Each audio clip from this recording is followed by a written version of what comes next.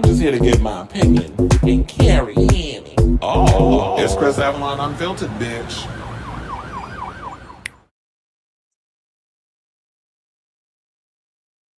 Hey, yo, welcome to Happy Monday. It's your boy, Chris Avalon, and welcome to a brand new episode of Chris Avalon Unfiltered, a show we basically talk about all things going on in pop culture and hot topics. So that's a show for you. Definitely stick around because we have a lot of tea to spill today, including the Strokes put on a controversial set last night at Coachella, which is finally over.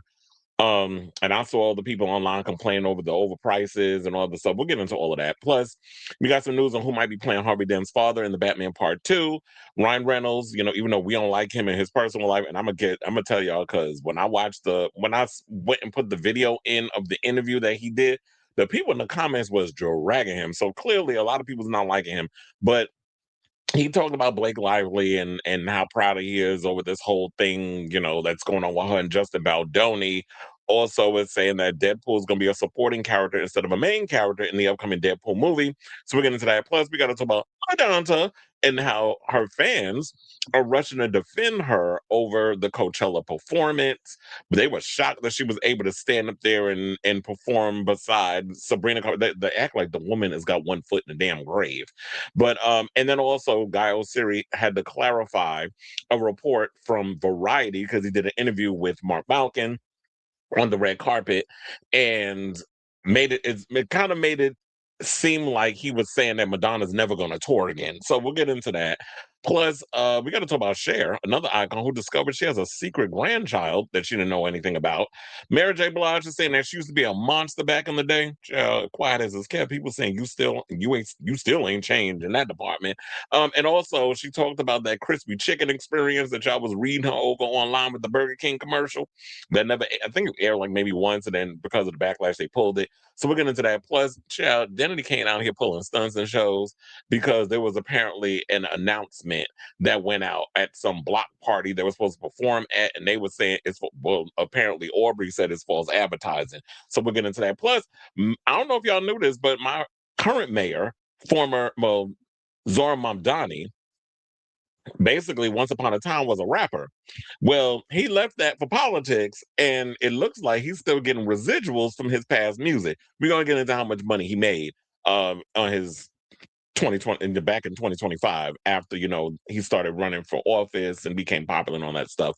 So we're getting into that. Plus, we talked about her yesterday, and I don't think I dragged her enough. So we're gonna talk about her again. We gotta talk about Caitlyn Jenner, but this time Anna Navarro did a lot of the reading, and we gonna play that clip of her going in on on Caitlyn Jenner from The View because they was talking about that whole thing about the gender thing and anti-trans, all that mess. So we'll get into that. Plus, adult film star by the name of Ty Roderick was hospitalized after he got knifed up. And then we have Jimbo. A story came out about her where she thought she was going to die. She said that she was on a plane and the plane had to be evacuated because it was a bomb threat. And everything was from Chicago to New York. And they did a whole news report and everything. So we got that tea. Plus, child, y'all been asking for it. It looked like we finally about to get it. Remember, there's been stories about people saying that they want to see a show with drag queens, but that's like a cross between Drag Race and Baddies. Well, apparently, it looked like we finally got that show because there's a new show, and I got the trailer and everything for y'all. That's called House Queens. And it's basically a bunch of queens beating, fighting each other like they on baddies.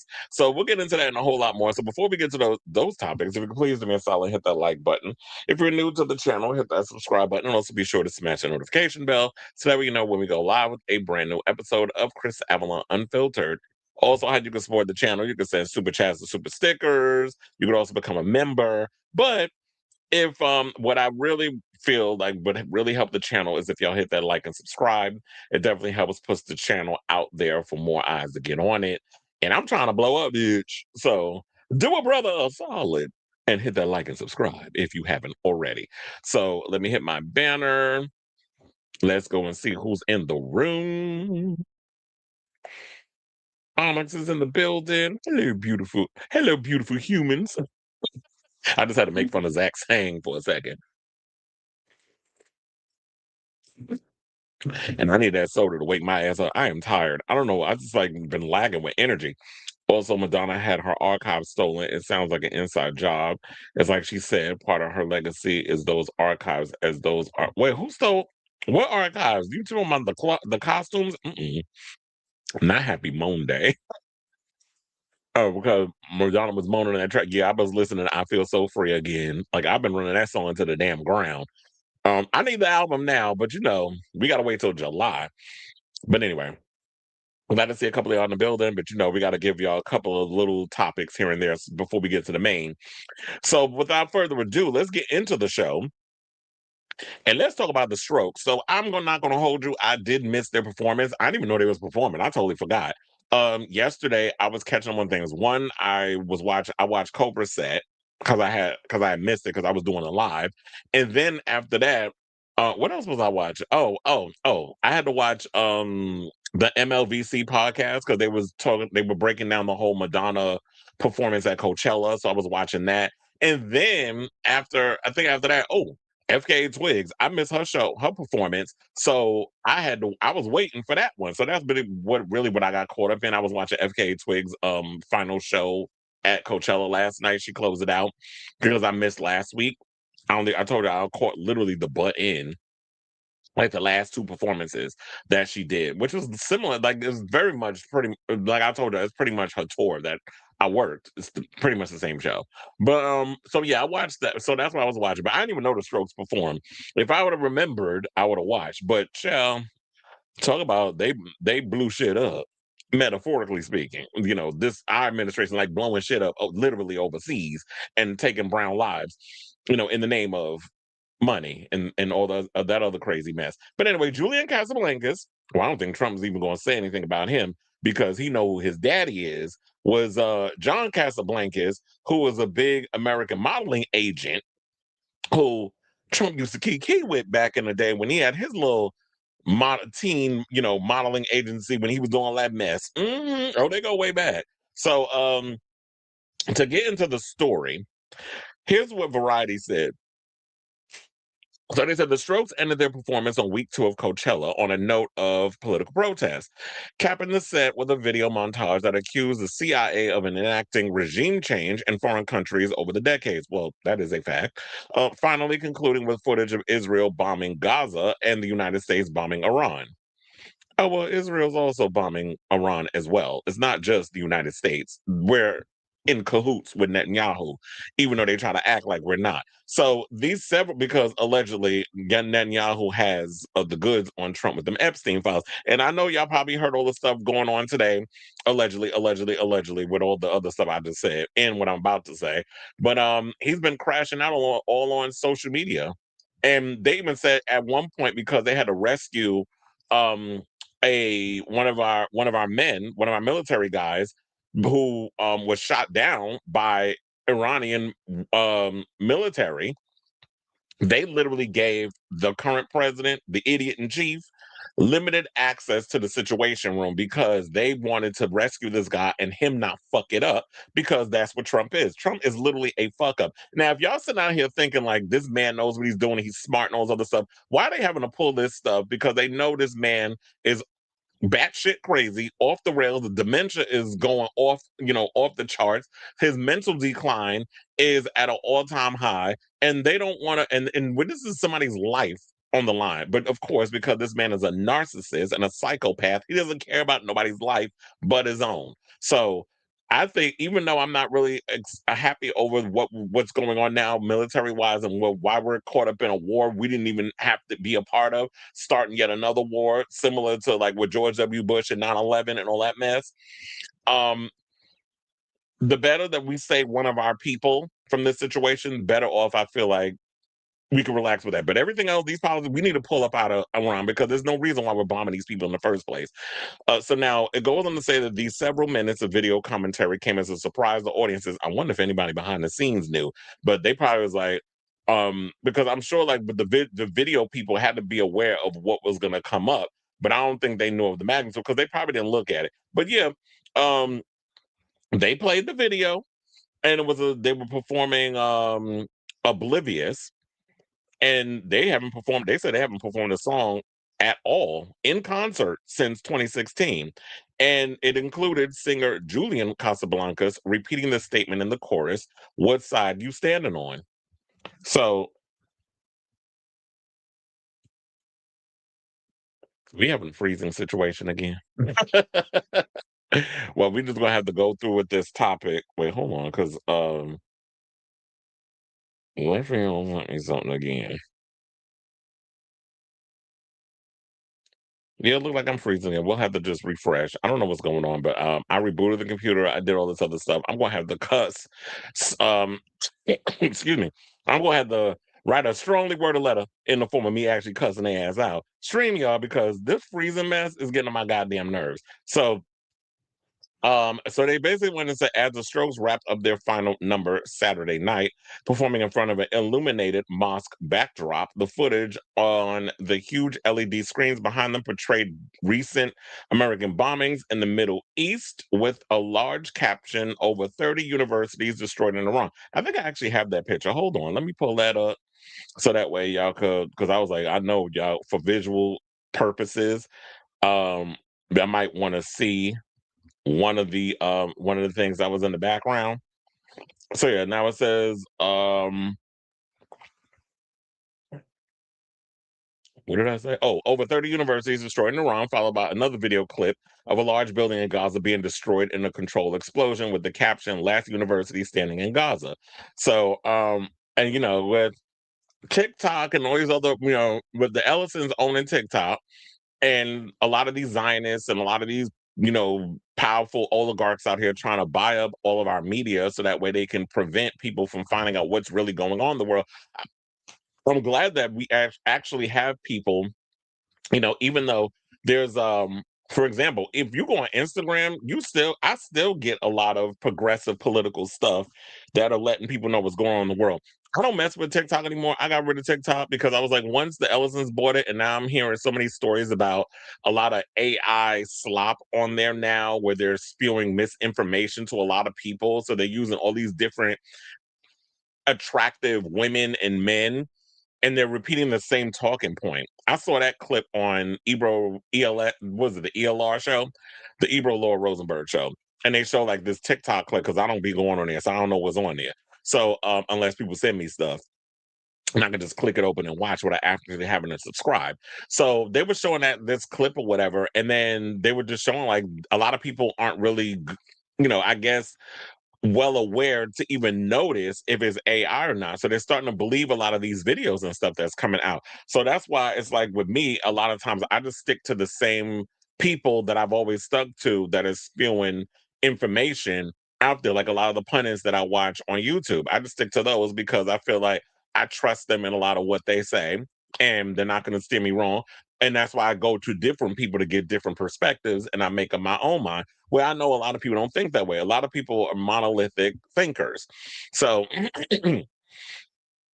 the story also went on to say that most of the long montage took issue with what the band presented as American historic misdeeds from the era of slavery up through America's missile strikes in Iran, but bringing the Israeli/Palestinian conflict into it at the end was notable, given how the biggest controversy at last year's Coachella had to do with the group Kneecap using its set to condemn Israel for military actions in the Middle East, albeit in more profane terms. So the question remains: were people upset because Kneecap were black men doing rock music that were basically bring up something that was going on in the world, or is it an easier pill to swallow because of who Julian Casablancas is? The fact that he's this white kid. Well, he's not even white. I guess he is kind of white. But I mean, his father is from Spain, and people look at them as European, Hispanics, white, more on the white side. So is it because it's coming from a different person? I mean, I saw other videos of people saying that, you know what? I don't think Julian will be invited or the Strokes will be invited back to Coachella. And at this point, I don't really think they give a fuck. The boy is a Nepo baby. He comes from money. I'm sure that he is financially set. He doesn't really need to perform at Coachella ever again. I know he's got other festival dates and things. Well, I shouldn't say he, it's a band. So I should say that they have a bunch of festival dates coming up. So they're gonna be good. Fuck Coachella. If that's what they're gonna take. First of all, what Coachella need to do is stop overcharging people $100 to use a damn charging station or charge your phone a day, and then charging people what they said like some chicken nuggets with some caviar cost $200 damn dollars. I said that motherfucker sit right there. I'd had to be ratchet like how my parents used to do when we used to go to Six Flags.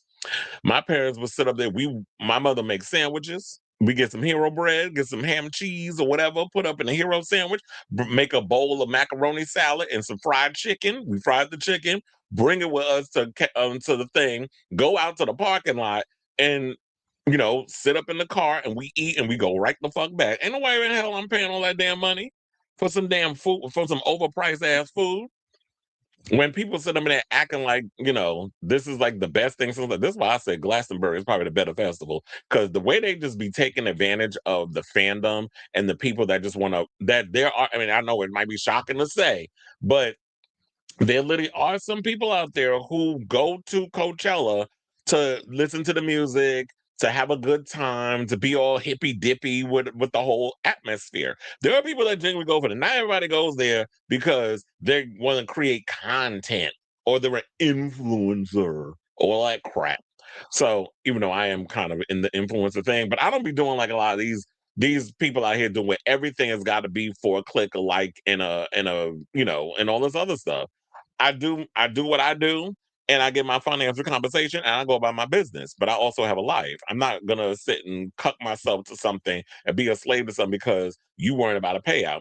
So now, a fan who posted a video of the climax on Twitter wrote, this was the moment the Strokes ensured they'll never set foot in Coachella again. I'm so proud of them, but it seems like a long shot the group will be subject to any such blacklisting, with the Strokes already booked to headline Golden Voice's next Southern California festival in August. Well, I think like I said, because of who Julian is and how powerful his father was, his father's dead now. I mean, I think his father went to prison for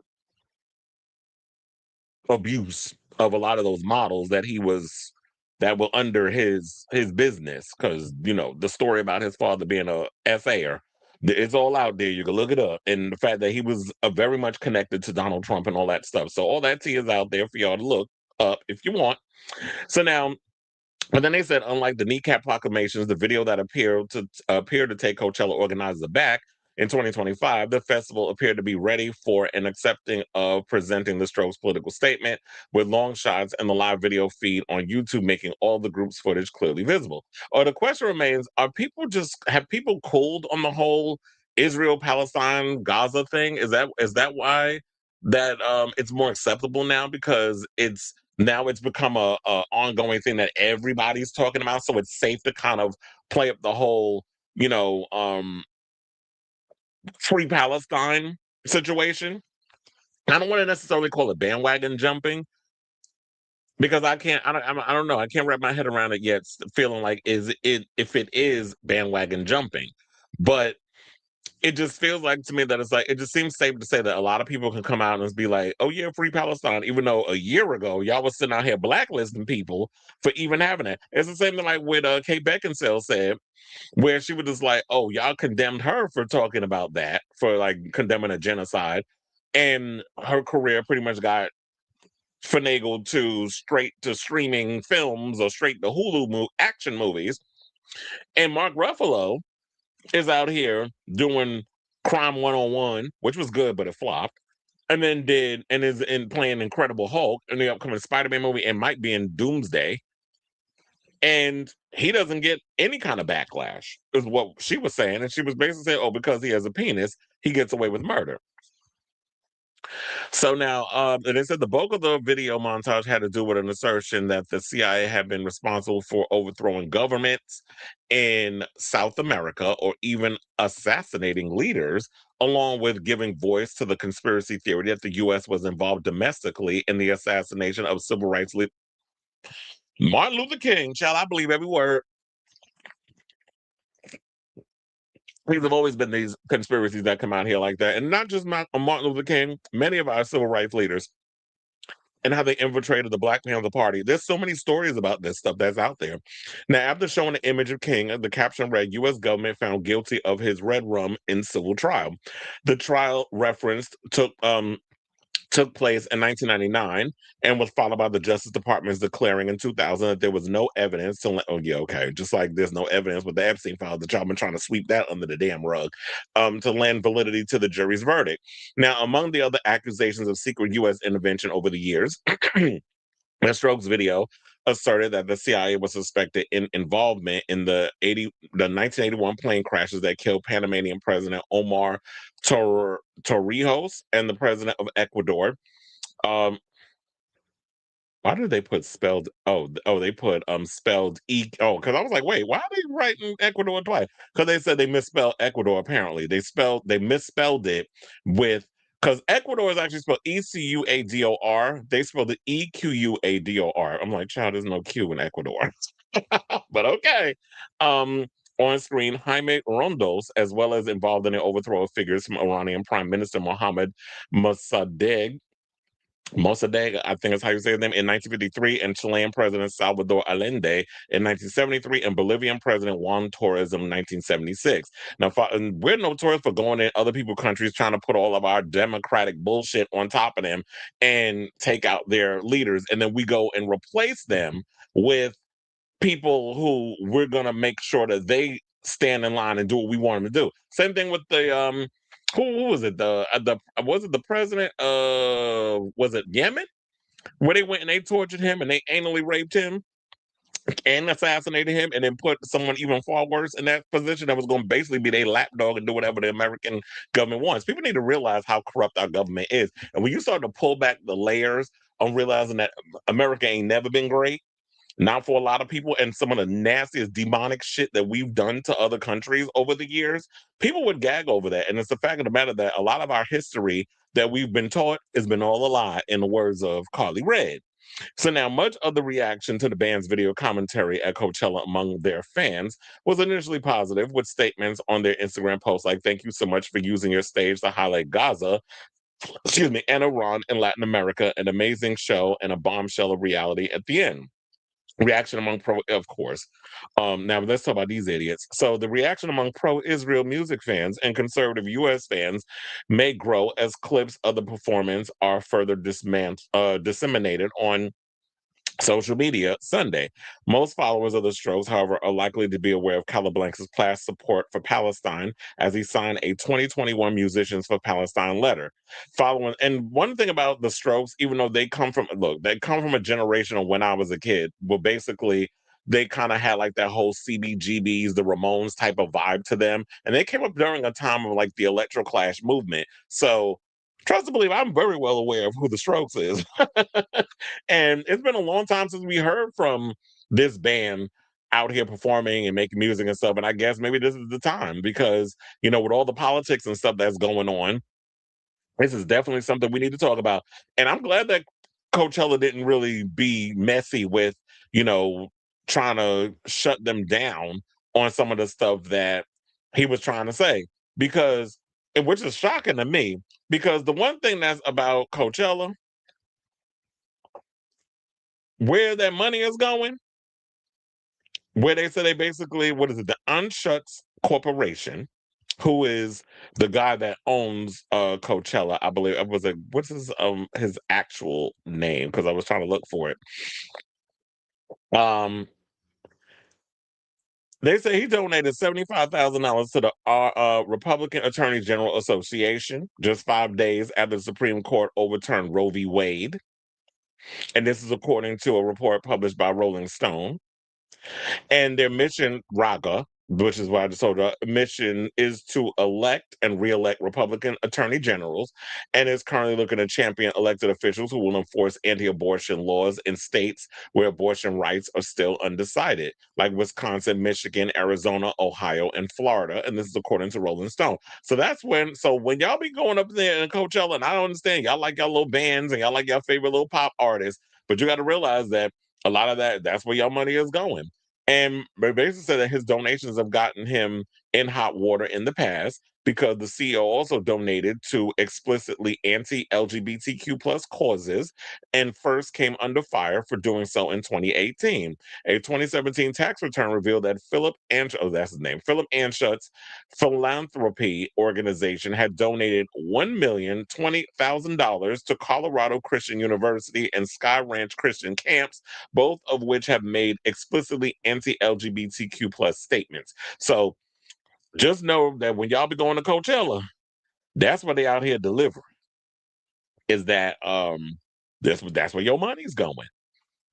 Y'all the overpriced tickets and everything and all that damn merch and stuff that y'all be buying. But anyway, so congratulations, Julie. I'm glad that you did what you did. It don't seem like to me, I haven't really heard if anybody was really going in and being all pissed off about it. I did read, of course, if you go on toxic ass Twitter, you will see a lot of the negative comments, but for the most part, I think the stroke fans will pretty much know the type of band that they are and how they do lean politically and how they like to make things aware. And that's why I love when artists will use their platform to inform and educate, because with the way our education system is going, it's good that you have a band that's putting the real information out there in the world. Well, to really cook people's noodles, what they should have did was bring out Kneecap to give the real big middle finger to Coachella after what they did to them last year. But anyway, I want to hear from y'all about this story. Let me know what your thoughts are in the comments down below. Now, hold on. I'm going to go out again because I was told that I was freezing during the first segment. I don't want this shit to happen again because I'm like, y'all getting on my nerves. I need y'all to fix this situation. So I'm going to go out. I'm going to refresh, and then I'll come.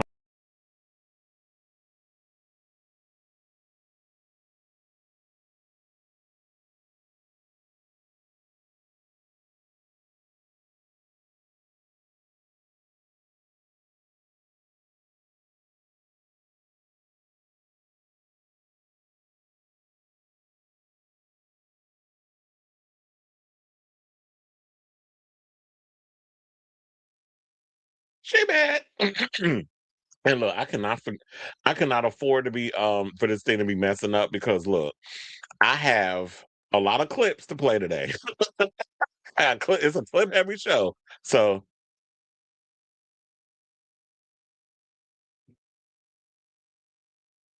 all right, Whitney Houston. You talking about you will always love Julian Casablancas. Well, he is a cutie. He said, Chris, I must have been tired when I listened to that Zayn album because I heard it a second time and it is his best album to date. Maybe you was tired. Because I did like the first single, even though I didn't think the video fit the single. But I have to listen to it this week. Because after tomorrow, y'all ain't gonna see me till next week. Because I'm gonna be busy. I got um Florence and the Machine on Wednesday. I got a Knicks game on Thursday. I got Demi Lovato on Friday, and then I'm doing two Met games on Saturday and Sunday. So I'm booked and busy. They were trying to get me to work tomorrow, but I was like, mm-mm. I need my rest and relaxation, and I need to continue to pump out more of the show because I've just been taking way too much time off because I've been working. That's why I'm like, I can't wait for this situation to take off so that way I don't have to really focus too much on like outside work and things. So I'll definitely get around to listening to it. You're saying he incorporates Asian and Pakistani. So isn't he part Pakistani? You know, I love me some Zayn. He fine though. He's an Asian and I think he is like South Asian. Pakistani sounds of some of the tracks. Let me know what you think. Yeah, we'll definitely check it out. Um you might need to stop using StreamYard because before them you didn't freeze. Yeah, and funny enough, when I would use TikTok, I would always it was always long form videos and stuff up on there. Yeah, if they keep this mess up, I'm gonna have to go. I remember the previous stuff I would use was Restream, and that was when I had EJ was producing the show, but he was always talking about we had issues with them too. So excuse me, I may have to look into something else. I barely use TikTok, and I deleted it when they said people should thank Trump for keeping it alive. Yeah, once we started seeing where they was leaning with that, I was like, I'm done. I didn't even know somebody took her clothes. I think it was mentioned that somebody said that her well, that's when it was mentioned about archives and all that other stuff. Yeah, that's why you gotta watch it. There's a lot of thieves, there's a lot of crazy ass people out here at Coachella who do not have your best interests at heart. And so, yeah, I didn't even know about the whole robberization. My friend joked it must have been Gina Davis who took her. No, what would Gina? First of all, what would Gina Davis do with Madonna's clothes? Madonna is like 5'2". Gina Davis is over 6 feet. She's tall. She's like Sigourney Weaver tall. There's no way she would want to take Madonna's clothes. Funny enough, and look, they said it would have been a League of Their Own reunion if they had Rosie O'Donnell.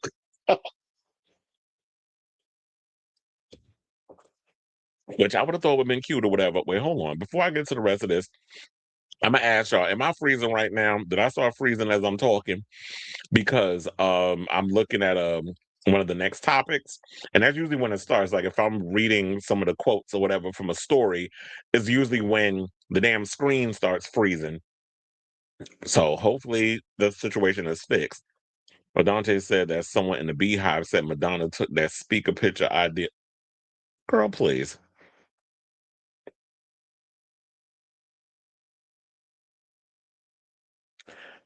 Oh, it's a good and bad thing that people associate silver with be.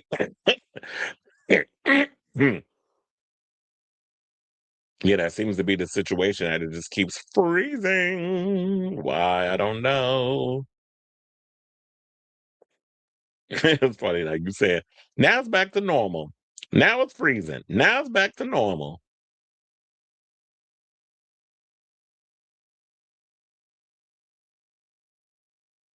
Yeah, I don't know what's going on. Well, yeah, when this episode wraps, I'm like, I need y'all to fix whatever this situation is. Why does my screen keep freezing? That part. Not Dante in the comments. He said the hype thing, Beyonce, the thief, is that ain't that the truth? Because remember that time when she did the whole thing where she came out that little, what do you call it, that little outfit or whatever, it started popping open. Girl, she stole that shit from Kylie Minogue's Fever Tour, and you thought because nobody was going to know who Kylie Minogue was that you was going to swagger jack her stuff and get away with it. But her damn fans, they get on my damn the Beehive get on my damn nerves with that shit. Everybody's trying to steal something from Beyonce. Beyonce. Ain't nothing original came from her. So y'all need to have several seats with that shit. Talking about the speaker idea is from her. I'm like, it's a callback, even though it's just been she's Madonna at this point is reheating her own nachos, but just bringing it into the 2026. Because didn't she straddle a radio 20 some odd years ago on the tour? It's like the funny thing when you listen to that song, I Feel So Free, it literally is like it feels like the opening of Future Lovers on the Confessions tour. And I'm like, it's funny how she's setting that as the first song of the album, where it's just setting the mood, and then we get into the rest of it's about a vibe, it's a feeling, it's a mood. And then once you've gotten through that song, then we get into the crazier beats, the lyrics, all of that stuff. So I'm looking forward to the album. But anyway, let's move on. Let's get back into the show. And let's talk about the Batman Part 2 news. So there was some stories that was going around at one point. There was Brad Pitt was supposed to be playing uh Harvey Dent's father, Christopher, which I don't even think that was ever a real story. I think that was just a lot of people throwing rumors out there. Then there was a rumor Stellan Skarsgård was going to play him. Now, so there's been a lot of names being thrown around. Now comes word that apparently it's going to be Charles Dance, and quiet as it's kept, I actually think this is a perfect idea to have him as the villain. As well, not was he a villain? When he was an alcoholic, he was very abusive towards Harvey. So in a way, I guess you would say he's a villain. But nevertheless, I definitely think he's a great addition to the cast because he always plays like a villain. Like he was the worst father over there on Game of Thrones, which the other day I told you I saw Jon Snow at the Garden for the Knicks game. Kit Harrington, he was there with short hair and looking good. But excuse me. So yeah, Charles Dance I think is a perfect addition. Plus, he also played Theo James' father in two of the Underworld movies. So in the last two that they made. So I actually think that he's will be a good addition to the cast. So let's get into Haw. So much has been said for the hunt of the Batman Part 2's Christopher Dent, and Matt Reeves has turned to one of UK's most iconic actors, Charles Dance, to bring the character to life. Now, perhaps best known among genre fans for his role as evil Tywin Lannister on HBO's Game of Thrones, Dance is reportedly in talks to join Reeves' sequel to 2022's critically acclaimed The Batman. If the deal closes, Dance will likely share most of his scenes with Sebastian Stan, who is playing Gotham City District Attorney Harvey Dent. Scarlett Johansson, who, according to Jeff Snyder, says that her deal has not 110% been finalized. And I'm wondering if she's still filming The Exorcist in New York. But they said her deal hasn't been fully officially finalized. I do believe it will be before she starts shooting her scenes. But she's playing Harvey's wife, Gilda Dent. Now, while going down the Harvey Dent route seems similar to 2008's The Dark Knight, that was nearly 2 decades ago. Now, Christopher Nolan's movie also only featured Two-Face in a relatively small role before he was killed off. Adding his father to the mix would also help freshen things up a little, and I think it also give a little extra layer to Harvey Dent on why he is the way he is. So to have because to me, what bothered me about Christopher, and this might be blasphemous to say, but I don't give a fuck. First of all, I've always been more of a Denis Villeneuve fan than Christopher Nolan anyway. And that's not to say that I don't think Christopher Nolan makes great movies. I'm looking forward to seeing The Odyssey when that comes out because I loved Homer's The Odyssey. However, I did not like a lot of his Batman trilogy. The Dark Knight is a masterpiece, even though a lot of people say it's a ripoff of Heat. But it is in my opinion a cinematic comic book masterpiece because of how it's based in realism. The problem I have with the movie is the fact that he spends more time on Bruce Wayne and less Batman, or Harvey Dent, less Two Face. And then, I mean, yeah, we got Catwoman during a lot of those scenes, and I was living for those scenes. But I just felt like he was focusing more on who these people were as their real life self rather than the superheroes that we wanted to see on the big screen. This is why I've actually liked Robert Pattinson and what they're doing with him, because I feel like that, it's the detective Batman.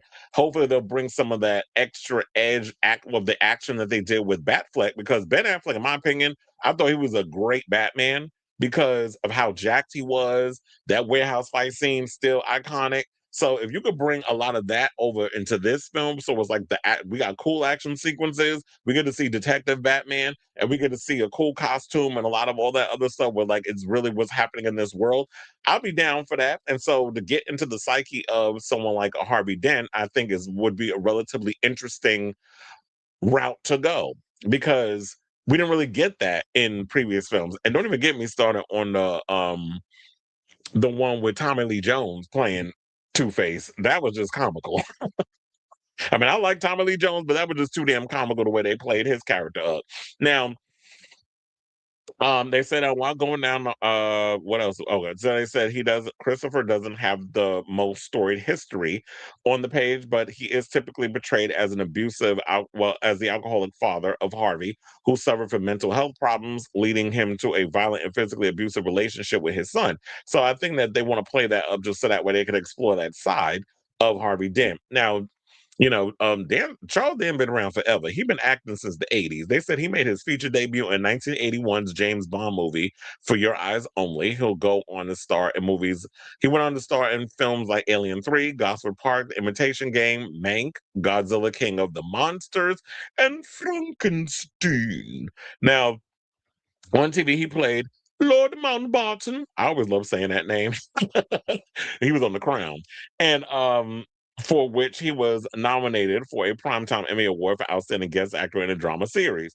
Um, and according to Robert Pattinson, the movies, I mean, he said the script is extraordinary and he can't wait for people to see it. And he feels it's very special and it's very different. And he's excited for us to see it. They're about to start filming this movie, I believe, next month. So I'm excited for them to finally get rolling with this film. I'm finally excited to see this movie when it comes out next year, because it's been a long time coming. And Matt Reeves, if this is a trilogy, please don't take another 5 damn years to write a script to wrap this film up.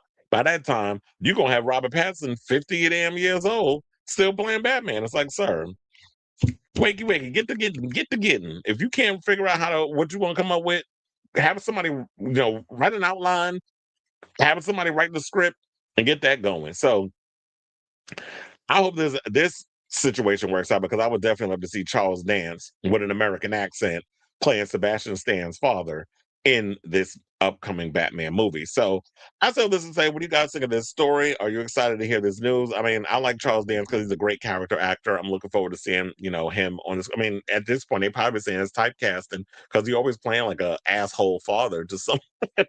I mean, please, he was a horrible father on Game of Thrones, especially the way he raised Cersei and all of them, and Tyrell and all of them heifers up in that damn house. All his kids was fucked up. So let me know wasn't he also no, no, he wasn't Joffrey's father. I'm gonna say no, that was Cersei and that other one, the brother fucker. Because she was under the damn brother. They had a kid together. You know what? I was really thinking actually of doing a rewatch of Game of Thrones because it's been a while. And who knows? Maybe I'll come around to liking that final season. So I might do that if I have the times. But anyway, let me know what you guys think of this story in the comments down below.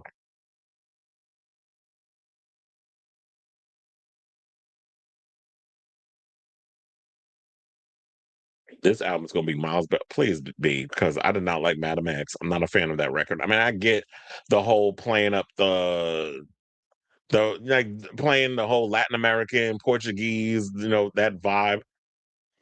Um, I like the fact that she was kind of going otherworldly with the music, but it's just I think the rollout of the album was bad. The singles they were choosing was not that great.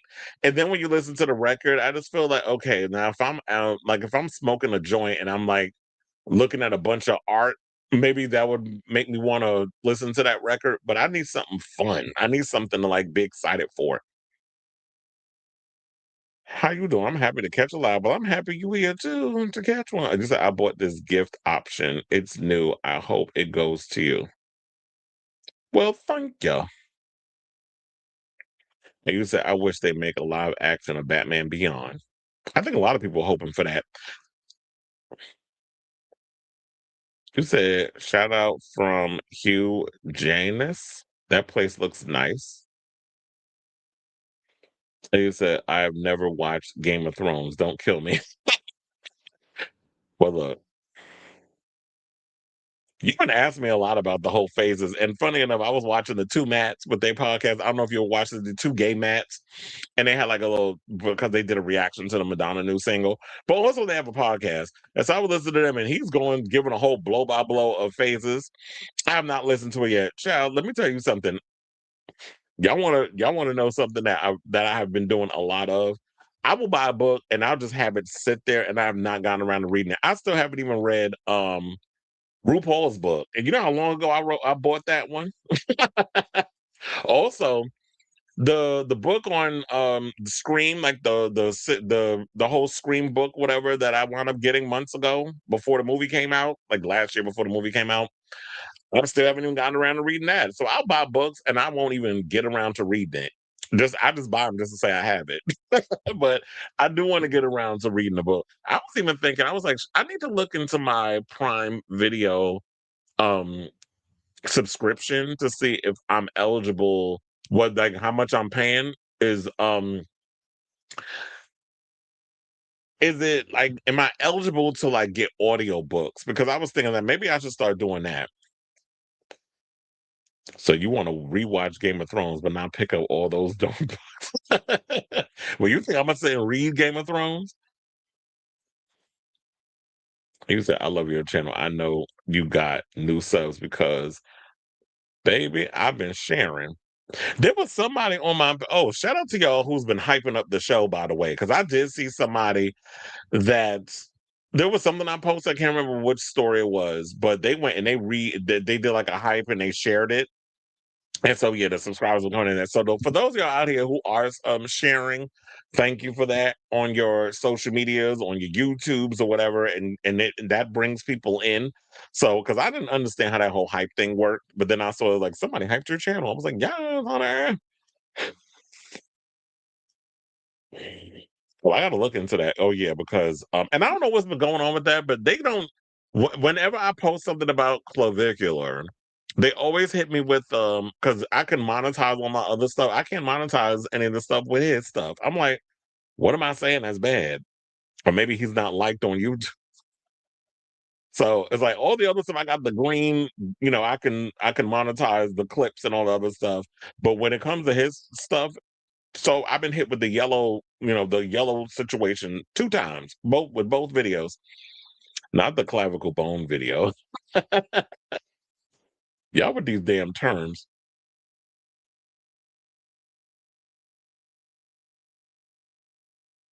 I should have asked that. You said hype is button on too. You can hit it, but only. Oh, I was like, I didn't even know there was limits. I thought you could only hit it once.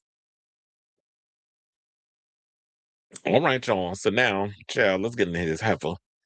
Let's talk about Ryan Reynolds. So, in addition to him sitting there defending his wife, which they ate him up in the comments. We're gonna get to those comments in a second when I get around to it. But Ryan Reynolds appeared on doing some interview where I guess he was promoting something or another. I didn't even pay attention enough to care, but he was doing an interview, and then they asked him about his wife, and he basically said that he's proud of her over, I guess what she's doing with this whole Justin Baldoni case. I'm like, you mean looking like a damn fool out here in these streets with all the way that everybody's reporting it? And he wasn't favoring too well either. So yeah, so it says that it was Sunday today. That was the interview that he said he got some, but then he started talking about Deadpool, which I find interesting because I do like the character and it's a part of the MCU. So let's get into it. So he said that Deadpool's return in the MCU. He said he's cooking up some stuff that he's writing, but some things, but it is not going to be a standalone film. So when you get Deadpool 4, it's not going to be a Deadpool standalone movie. Well, I guess he probably feels like he works better as part of an ensemble than a lead because um the last one when he did Deadpool and Wolverine, that movie grossed over $1 billion. So maybe that's the way he's saying it, is like, no, I can make more money if I bring in these other people. And the rumor is, according to Jeff Snyder, when he was doing the hot mic last week, the CinemaCon edition, he was saying something or another in regards of that he believes that the next movie after Secret Wars will be a Deadpool movie and that it will feature him with the X-Men. So I think that's going to be kind of the introduction of the X-Men, even though I'm hearing with Doomsday, it is a bleeding of multiverses. So you got the X-Men against this group and all these different people kind of colliding with each other. But I think we kind of got that idea when we saw like the little clips that they were leaking online. Like what was it, last year when they were doing that? Or a couple of months ago?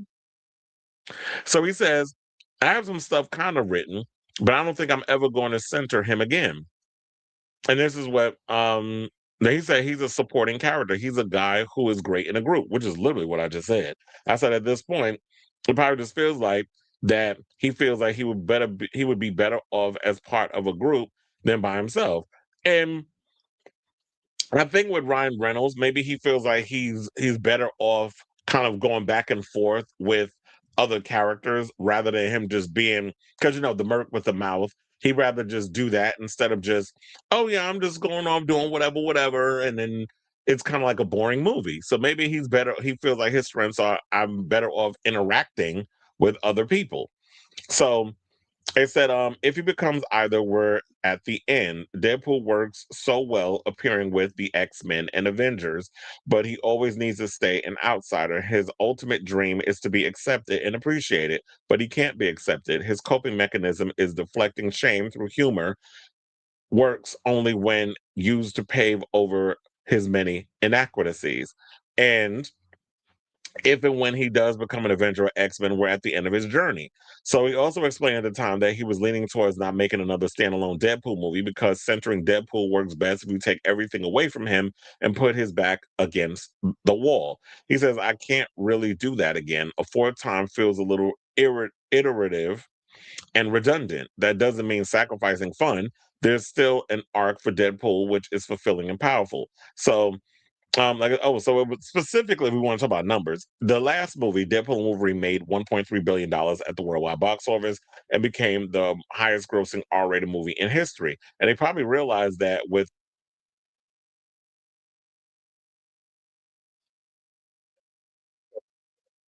it be okay, shut up, please. because it's that annoying ass whiny Canadian accent. So the people in the comments was hilarious. So one person said, Ryan Reynolds is a scary person in the most sinister way. Another person said, I hate bullies. How did this guy get from being an arsonist to movie star? Nefarious deeds? Arsonist, did he burn something down? Another person said, Willie Geist, where's your integrity? A prepared question for Reynolds with a prepared answer from him. He wanted to play the game of PR and you fell right for it. Well, I guess what was that about the whole Blake Lively situation? And then another person says, then why did you support her at court? Why didn't you support her at court, Ryan? So I guess with her being there, they're saying like, well, if you're so proud of your wife, then why is it that you weren't there at the courthouse when she went in for the first situation with her and Justin Baldoni? And that's probably because it wasn't like a trial situation. They were going to see, I guess, if they could settle. And when they didn't settle, now we're going to trial. So that's probably what that was. So um once the trial begins, I'm sure that more than likely we will see Ryan Reynolds there, showing support for his wife. Y'all better have a good babysitter. Then another person said they had to be hooked up on his brand of gin to believe what he has to say. Another person, NBC News, careful with the wording. The judge did not dismiss Blake Lively's 10 out of 13 claims just because she was a contractor and not an employee. The judge actually made an assessment of the. Okay, I don't understand all that bullshit that you say. This is going on too much. So then they said the fans won't want to watch anything to do with him anymore. Well, I don't know if that's necessarily true.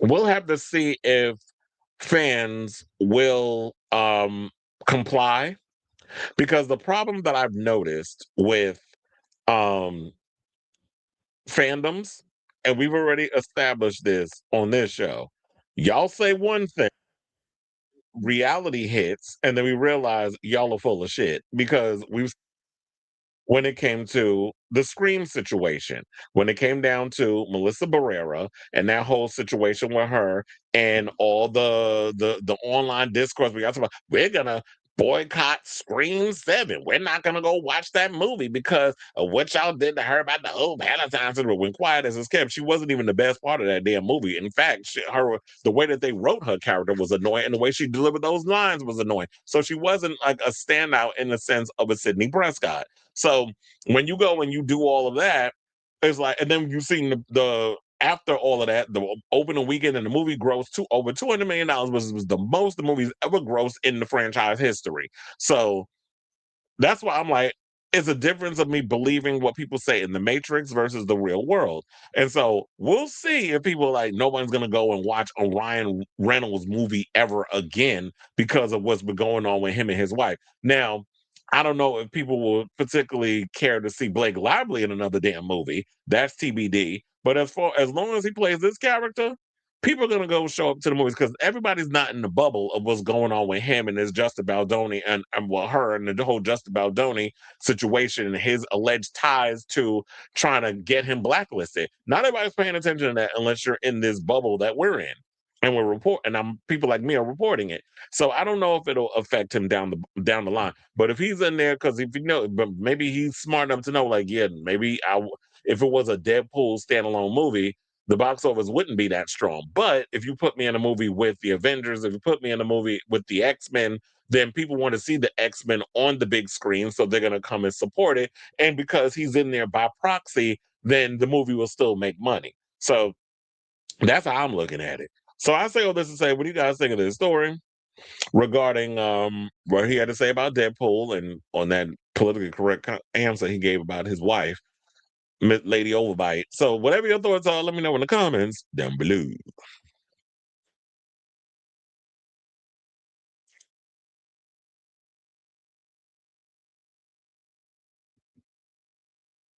You said, did you watch Euphoria last night? Well, I heard Eric Dane made an appearance. The story narration is still very jumpy, but I'm hooked. Cassie's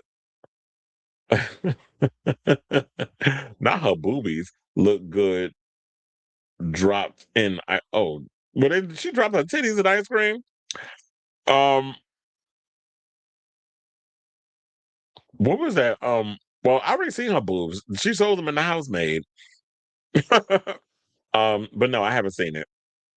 Him and his wife can go on dust to dust. Okay.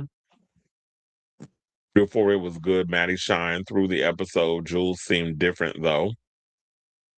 Maybe when the season wraps, I'll binge watch it.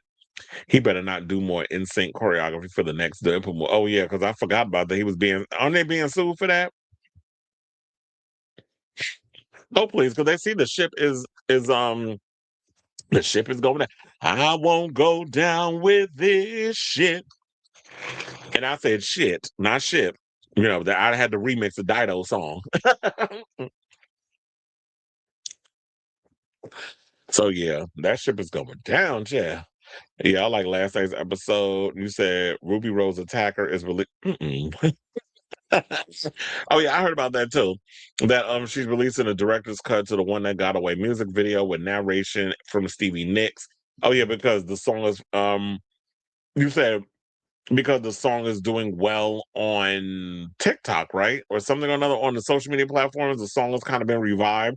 So people are, Alexa Demi needs more roles. She's already 35. Mhm. He said that's one of my favorite Dido songs. There's a lot of people out here who look good, who look younger than they actually are. I'm like, damn, 35 years old. That's why they had a lot of them in high school playing 30-year-olds. This ain't 90210. All right, y'all. So now let's get back into the show. And let's talk about Hunter, who basically, yeah, Coachella's done, thank the Lord. And there were some people out here with their little shady ass comments, trolling her, all that good stuff, talking about that she need to retire, that she's old, that and I'm like, child, how many times I gotta tell you hoes? People with careers do not retire. People with jobs do. So why the hell she gotta be out here retiring? Because she was out here living her best life with um I almost forgot the child name, Sabrina Carpenter, up on stage. And when people, I was watching the MOVC podcast, and they was talking about that Sabrina looked tired, like she didn't really have a lot of energy, but the audience kind of kept her pumped up. And they said it's probably because Madonna probably had her rehearsal at 3 in the morning. I'm like, y'all didn't really do much on that stage, but you know how much of a perfectionist Madonna is, even down to the most minute detail. I'm like, girl, if you was up in here doing cartwheels and all kinds of other crazy shit, I could understand why you would want to rehearse with somebody so late. But um, nevertheless, that's probably why she was tired. But they turned it out. Nevertheless, Madonna looked good. There were people that were upset saying that Madonna was lip syncing her stuff. First of all, her mic was on because she actually did a acapella of Get Together, which I gagged when I was not expecting that. And I'm really hoping that she performs that song on the tour. Because what I would love from this Confessions tour is that, yeah, you perform a lot of the songs from Confessions 1, perform a lot of the songs from Confessions 2, throw a couple of the classics in, and that's pretty much a book. And just mix up all the songs in between and just make the whole tour work around those two eras. So it was like one big party. And yeah, I mean, I don't. Madonna wasn't lip syncing, even though she did fuck up when she was trying to do lip sync to Strike a Pose part. She kept delaying putting the microphone on her mouth. Sabrina did that a couple of times that night too, because I was noticing. But I think what it is that they had the backing track was loud and it was over their actual vocals. So the backing track was loud. Sabrina was singing, Madonna was singing, but what you was hearing was mostly the pre-recorded backing track that was loud during the performance, and it could have been like a technical thing or what was I don't know. It could have been something that was going on within Coachella and how they just wanted everything to sound perfect. Because these days, anybody be off pitch with a vocal, y'all be mad. So now they have to bring perfection to when people perform on all these type of shows and things. So Madonna looks fabulous. We already talked about that and stuff, but apparently people was mad over the fact that Madonna was out here living her best life. You saw she was dancing at the Anima dance set and well his DJ set. And then I heard she was telling me in the comments that somebody stole Madonna's clothes at Coachella. That's why I was like, girl, you need security on all your shit. You can't leave your stuff lying around. You got a bunch of damn thieves out here, and times is hard. The economy is in the shitter thanks to this moron of a president. And a lot of people out here struggling. So you leave any little thing around. You throw Gucci glass, you drop your Gucci glasses, which remember at that point when she was trying to figure out who she was going to toss it to, when she was on the stage, she took the shades off and she was like hesitating. You leave anything around, somebody gonna swipe it. Sorry, this is the name of the game. People out here are hungry. So literally and figuratively. So the hitmaker, who's 67, was criticized online after taking to the stage in racy purple lingerie and belting out her hits alongside the 26-year-old espresso singer. But fans were quick to hit back at the taunts, branding them ageist and misogynistic before praising Madonna for being able to keep up with Sabrina, who was 41 years her junior. Why y'all act like this lady dead? I mean, don't get me wrong, she almost died when she was in the hospital with sepsis and had to be transferred to was up in the ICU. But a lot of the reason why she took time away is because she had to get her physicality back. She was weak. She said that there was periods where it was a struggle for her to even walk in from her house into her backyard. That's how exhausted she was. That's how drained she was. And that's the universe's way of humbling you to say, slow down. You need to like take time to really whatever. And I really hope that that's what happens if she's when she tours. We'll get around to the whole touring debacle that happened with Oseary later on. But one of the things we have to realize is that when you get to be older, it's like you may feel young and fresh and things. And trust and believe, I'm like half Madonna's age, and I feel sometimes I be like, oh yeah, I got energy, and then there's days I'm like, oh damn, that shit hit you like a ton of bricks, and you need to like pace yourself and take your time. It's like I wish that I had the energy and the body of someone who was in their 20s, and because I feel like at that time we take it for granted, but for the most part I just feel like we just need to take time to really take care of our bodies and really slow down and listen to our bodies when it tells us don't be overexerting yourself, don't be trying to do too much. And the one thing about Madonna is she does try to do so much when it comes to performing and all that other stuff. And she was probably working her ass off to put this tour together, and she hasn't let her body recover because remember she had the knee issues and the gag of this whole situation was she popped a squat on the stage and got back up without needing support. She didn't touch the floor. She dropped that kitty down low, but when she had to get back up, she didn't need she had to lean on nobody. She didn't have to touch the floor to give herself some support to put herself up. She used her core and got her ass up and kept strutting across that stage. So Mama was in her element when she was on that stage. When she did a little spin on top of that little thing when she came down the stairs, I was like, okay. The whole time that I'm not gonna hold you, I was a little worried. I was like, please don't pull nothing. Like I was stressed out because when people of a certain age, it's like we want to see you out here dipping and doing it and performing and having a good time, but don't do so much when you're gonna pull something or hurt yourself. And luckily enough, it looks like physically she's gotten herself back to where she needs to be.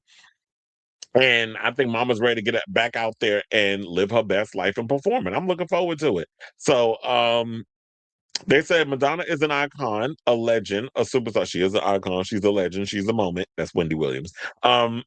They said Madonna is an icon, a legend, a superstar. She looks amazing. Her performance is amazing. She can keep up with a 25-year-old performer. Thought I'd check it on Twitter. Thought I'd check in on Twitter, but all people are doing is tearing down. Well, of course, that's fucking Twitter. It's a cesspool of trolls. They're tearing down Madonna. Leave the queen alone. She earned the right to live her life as she wants to. Because there was a couple of tweets where people said, another person said, Madonna's doing great. Only ageist, misogynistic, insecure people who have issues with women of a certain age still doing what they want in life are bothered. If you don't like her, just look away. Don't stream her songs. Don't buy her concert tickets. She is doing okay without you. Of course. And that's why I said, y'all sitting over here mad. She out here just doing her regardless. And y'all don't realize that shit fuels her. That is not gonna make her be like, oh my God, they're making fun of me. I'm gonna go away. I'm like, she's dealt with this her entire career. So if it ain't stopped her 30 plus years, because I ain't gonna say it happened to her the full 40, but if it ain't happened to her, if she hasn't stopped doing what she wants to do for the past 3 decades, she ain't gonna stop now. And now another person said, I mean, she still is selling out shows, so not everyone thinks she should retire. I thought she did amazing. I can only hope to look that good at 67. Legends are legends until they die. No Madonna fans think she should retire. LOL. And that's what I said. I was like, when I'm 67, and y'all see me out of the club or whoever DJ is playing in 20 years or something or another, when I turn that age, um, and I'm out in the club dipping and doing my 29-year-old boy toy, and I'm up there still physically snatched with all my daddy muscles and things of that nature, and I'm out there dancing and having a good old time and working up a sweat, mind your goddamn business. Because I'm going to be doing me. And the one thing I love about people of a certain age is that when they don't allow negativity or things to stop them from wanting to be confident and comfortable enough in doing what it is that they want to do and live their life. Who says that at a certain age you're supposed to just wither away and die? Or you can't go to this party, you can't go to this festival, that you shouldn't, you too old to be doing Coachella. I was hearing that too, but I was looking at Cobra's set. There was some older men in the audience, but that the camera was panning to, living for her performance. So if you feel like you want to go to that festival, if you feel like you want to go to that concert, if you want to go, look, if you 80 years old and you like Slater, I want to see you up in there. I would see older men at Olivia Rodrigo shows when I was working at the thing. And then I would get in my head, be like, why is this man of this age up in here? He ain't got no kids. He ain't coming this. But it's like people like young, I guess it makes them feel young and they like younger artists. And why at a certain age you only supposed to just listen to a certain demographic of music? It's like, well, even me, like I'm past the demographic of a Olivia Rodrigo or even like any of the or Somber, any of those artists. But I pay attention to know what's going on. If they drop a bop, I'm gonna listen to it. Like, why am I going to stop doing listening to certain songs of certain artists because once you hit a certain age and you pass and you've been aged out of certain situations, because I'm not aged out of the whole 18 to 49 demographic that they the usual typical demographic that they have with who they take seriously in the movers and the shakers. But even if you pass that prime, live your best life. So then they said that Madonna emerged as you well, didn't really get into details of how she came out and all that other mess, but um then they talk about Gina Davis and the monologue and all that other stuff. Okay, we don't need to get into all of that because it's like y'all already saw the thing. A lot of people gave their comments. Oh, you know what? I'll even read some of the negative ones because we're equal opportunity channel. um, So yeah, one person said, "Whatever you think about Madonna, your post is undoubtedly ageist, sexist, and misogynistic. Why are you so afraid? You're a bigot. Simply put, get over yourself." Another person said, "If you think Madonna is too old to perform, you are ageist. Full stop." Another person said, "Would you say the same ageist comment when the artist is male, like Paul McCartney, who's 83 years old and still performs in concerts? Madonna and Paul McCartney are their own bosses. They are not employees. They decide when they retire." And then, of course, when some of the pictures I was looking at, let me hold on. Maybe I should pull that up for y'all to see some of these trolls up on here because I'm sitting there like, I know y'all not talking because when I see some of y'all pictures up in here, y'all look that great your damn self. So one person said this, I'm sure you can see it, as if Madonna is going to listen to misogynistic and ageist men. Um, this man who looks older than Madonna and probably not, but you need some moisturizer, said, "Is that Madonna again? She needs to retire." You know what I mean, from that same job that you're probably miserable you're in. Then this man who literally looks like someone's great great grandfather is talking about great grandma Madonna needs to pack it up. How you going to sit and read somebody for being old and you look old in your own damn picture? Make that make damn sense. What's wrong with people? Like when y'all be up in here trying to read, y'all own a do you own a mirror and got the nerve to have a rainbow goddamn emoji up in the situation? So you a whole faggot saying this. Now, another person said can't sing, can't dance. First of all, she got half a head, so I can only imagine what your botched face looking ass look like. Now, this person said can't sing, can't dance. That's when a 67-year-old woman needs to retire with dignity and grace. Why y'all always talking about with dignity and grace? What would have been dignified and grace was if you didn't post this shit on social media. But of course, with your half a head looking ass, felt the need to post your opinion and thought your ass wasn't gonna get dragged. But I'm sure she did. So I forgot we're talking about Madonna because she's pathetic. Well, bitch, pot me kettle. Another person said Madonna looks like her great great grandma. This is like so late when y'all want to talk about great great grandmas. First of all, you wish your grandmother looked like her. And then this other person, Clark Nato, which somebody should probably call your name Cunt Nato, bringing out 80-year-old Madonna. First of all, she's not 80, she's 67. And if you're going to come up in here and read somebody, at least be correcting your reads. Now, in addition to that, because you're always going to have your trolls, but I always say at the end of the day, live your life, fuck them hoes. Who gives a good goddamn what these heifers got to say?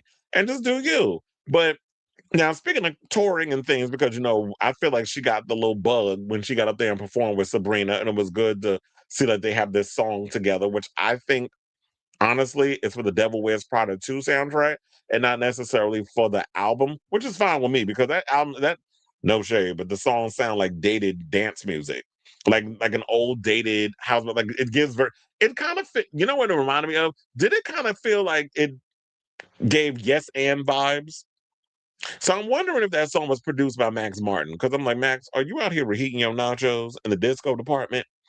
And it kind of feels like it fits within that whole Lady Gaga Doshi type of sound, which is like that dated ass, and I love her, but I'm gonna say that it sounded like y'all was out here reheating Crystal Waters nachos from like 1994, and we're trying to bring that sound up in there, but you brought nothing new to the music production wise. So I'm thinking that's what that song is for. The Devil Wears Prada too. And I hope it is, because I feel like with her and Stuart Price, they're gonna give us better stuff. But anyway, to get into the next thing, I want to talk about Guy Oseary, who recently did an interview with Mark Malkin. I'm trying to say, where did it say where they were? Oh, they said while attending the Breakthrough Prize ceremony in Santa Monica, he was asked by Variety's Mark Malkin about Madonna on whether or not she's gonna tour again. So I have the clip because we want to hear what he said from his mouth rather than people running with a bunch of stuff and saying, well, he basically said Madonna's not ever touring, which is literally what it felt like. And then he had to go on social media and clarify that is not what he said. So we're going to play this clip. We're going to come back after the clip and then we're going to talk. Please hold. I mean, I don't think my feet touched the ground. It was so beautiful. I loved seeing the joy that she had and the joy that... You're making me emotional. No, it was emotional. Yeah. I mean, the minute that opening was spectacular. The music was just beautiful. It was a really special night, and it was our 20-year anniversary. So our first from the dance tent. Yeah, from the dance tent. Tell me, how did it come about that she would do this with Sabrina? Whose idea was it? I mean, I think they've been working on stuff together. They performed the song last night. Yeah. So they're already collaborating. And but who called you and said, Madonna, Coachella, Sabrina? I think Madonna told me that she and Sabrina talked about it. It was not my idea. It was a brilliant idea. And I think the core of it is what showed last night, which is the love. Mm-hmm. And it was beautiful. Tell me about the rest of the album. What's the feeling? Is it all dance? Tell me. Well, I Feel So Free is the first song. Have you heard it? Yes. Okay, so that's doing great, and I think it's a great setup for the album. She introduces it in the song. She's like, well, thank you for coming, and she talks about basically the journey you're about to take on, and it goes the whole way through the record. It's a journey. Are we going to see her on tour? I'm not sure yet. Do you want to see her on tour? I want to see her happy. So whatever makes her happy, I'm all there for it. And then her doing sort of a parody of her movie with the studio. Come on, that's brilliant. I can't speak on that. I know you can't, but I always have to ask. We're having a good time. Will we see the limited series or a movie? I can't speak on that.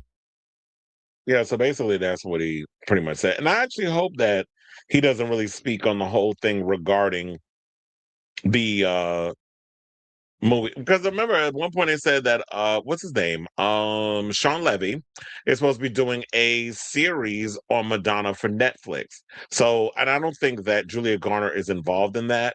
But I'm looking forward to seeing what they're going to do with that. I also think you could do the limited series, but we could also get the movie Michael Jackson style. So hopefully if the Michael Jackson movie does well, which I believe it will, then maybe what will happen is that Universal or somebody would be like, you know what, let's revisit the Madonna biopic. Madonna let somebody who has experience in directing these films direct, and don't be the director, please. You can co-write the script, you could be a consultant, you can have very much hands-on in all the details and make sure they get everything right, similar to what the Jackson family has been doing, the Jackson estate has been doing with this film, and get your story out there. At least I think she wants to be 110% honest about what went on in her life and not pull what the Jacksons are allegedly doing. And we'll see how that turns out when the movie comes out this week. But in regards to the and I'm looking forward to seeing the studio season 2 when that comes out with her 2-part episode with Julia Garner. But I'm hoping that they get that movie off the ground. Now, in regards to what he said, I know a lot of people took not a lot of people, but people took what he said as him saying, "Oh, she's never gonna tour again," and all this other stuff. And I like the fact that he's saying that I'm gonna let her tell what she wants you to tell, what she wants you to know when that time comes around. I'm not gonna sit up here and be like, well, yeah, this is what's happening. That's what's happening. It's like when Madonna's ready to get that information out there, because she don't like her tea being leaked when it comes to her business situations, her business endeavors. So, of course, because people was twisted and misconstruing his words, he had to go to Instagram today, that'd be Monday, and respond with the following, because people sitting out here thinking that um she'll ever tour again, because it was like the headline, Madonna's manager Guy Oseary not sure she'll tour again. So they're making it sound because of what happened, the health scare and everything, that she won't tour. But we already know, like, with the health scare, she went back on tour. She finished out the celebration tour, even though we could see that she wasn't 110%. She was in pain still. She had the knee brace on. She was still trying to, maintain, but I guess she didn't want to have to eat all that money that loss. So that's why she came out as a trooper. She went on with the tour, whatever. But I just hope that when they put this new tour together, that they will figure out a way to, and for her to pace herself. I think what she needs to do is, and I'm hoping this turns out to be true, that the girl pull a Harry Styles. You go and you do certain places, you do certain amount of dates at these places, and that'll be the show. People have to fly out to you. If you want to pull a Harry Styles and be like, you know what, I'm gonna do 50 dates at the Garden and lock them in like a residency, which I've been saying she should have did that from the beginning. And that'll really get people to be like, okay, let's bring revenue to New York. So everybody's got to fly in from wherever to New York to see her perform at the Garden, because we booked this year. There's no more room at the end in 2026. So he went on to say, not true. I was asked, are we going to see her on tour? I said, not sure yet. I never said not sure she'll tour again. That's ridiculous. Of course she will tour again. She wants to share her music with her fans. Not sure yet. The plans. Stay tuned. Well, people have to realize the album is not out yet. Can we get the album on July 3rd before everybody start running around talking about, is she gonna tour? Like she ain't gonna put the cart before the horse. Madonna is they're taking more of an old school approach, which is why everybody's upset. I'm hearing the music so like right away. It's like she's doing it old school. I'm gonna release the song for 24 hours over there on Pride Radio. Shout out to them. Then I'm gonna put the song on Apple Music, which you can now listen to. I'm sure it's on Spotify and all the other places, because I've been listening to it nonstop. And then I'm going to put out the what do you call it? The visualizer. Put that out. Everybody's putting out their reaction videos and all this good stuff. So she's doing it little by. She's trying to take the old school approach, and people are not understanding that. It's like, well, why you can't just put it up on social media? Because y'all don't value shit. And I think like with Madonna, she wants this to be an era, and she wants people to just be in the moment, be present, and she's setting the mood, which is why she did that song. I Feel So Free as the first single, setting the mood of what's going to be coming with this era. And then down the road, I'm sure, like shortly after, once the album drops, then maybe she'll make an announcement about a tour. But can we get there first before the other stuff? Before I get up off here, I was also thinking I'm gonna do this, because I was thinking about it last night. I was like, I think what I want to do is when the album comes out, I'm probably gonna host a listening party on the channel. So literally, when the album comes out at midnight on July 3rd, we're gonna do a show. Let me know if y'all think that's a good idea, or whatever the case is. I think I'm gonna do a show. Y'all gonna come on here. We're gonna go through each track. We're gonna listen to it. I might have to stop and start it a couple of times, so y'all gonna have to get mad. But I was like, oh, wait a minute now, bitch. Ooh, now wait a minute. I was not prepared for that song right now. So we might have to do a couple of stops and starts. I might have to be DJ Chris Avalon that night. And so I was thinking we might do an album listening party at 12 midnight my time, probably be 9 o'clock y'all time, because I don't know, different time zones. Y'all might not get the record when we get it over here on the East Coast. So I'm like, yeah, we'll do an album listening party and we'll key in the comments and I'll have y'all comments coming up and we'll break down each song, give our thoughts and all that other stuff. And do that. But shout out to you, Guy Oseary. Shout out to you, Madonna. We looking forward to the new album. I know I am. And so I definitely want to hear from y'all. What do you guys think of this story regarding, the trolls out here talking about, with the ages of misogynistic comments towards the Queen of Pop. And on top of that, Guy Oseary having to clarify people misconstruing his damn words because they want a moment over there at Variety. Variety, y'all been showing y'all ass a lot lately. Y'all been pissing me off with a lot of the articles and stuff y'all been doing, because I was having a conversation earlier in the group chat that I'm part of, and I was like, yeah, even down with the whole what pissed me off, and it was doing like little things, but when they did that Sinners article and they were trying to thumb their nose over the fact, oh yeah, it's not gonna make the money it needs to make or whatever to be a hit. Turned out it was a hit, so sit and spin.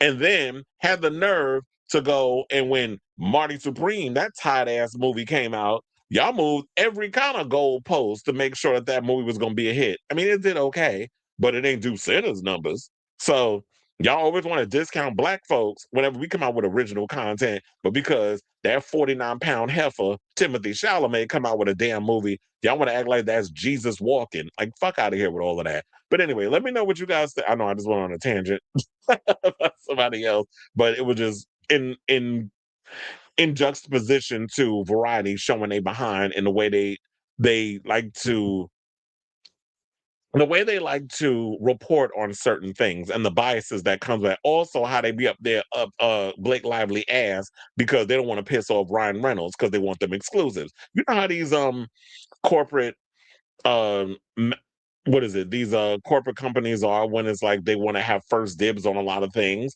They're at the mercy of these studios. That's why they hate like the Daniel RPKs and the Jeff Snyders, because they get the scoops and they put them out there. The deadlines, the varieties, the entertainment weeklies, they are at the mercy of the studio. They can't release nothing until the studio says they get the go ahead. Otherwise they get a phone call and then they'll be like, well, you're not going to get the exclusive. That's how a lot of those oligarch old style companies are. So let me know what you guys think of this story in the comments down below. And child, we got a lot of comments.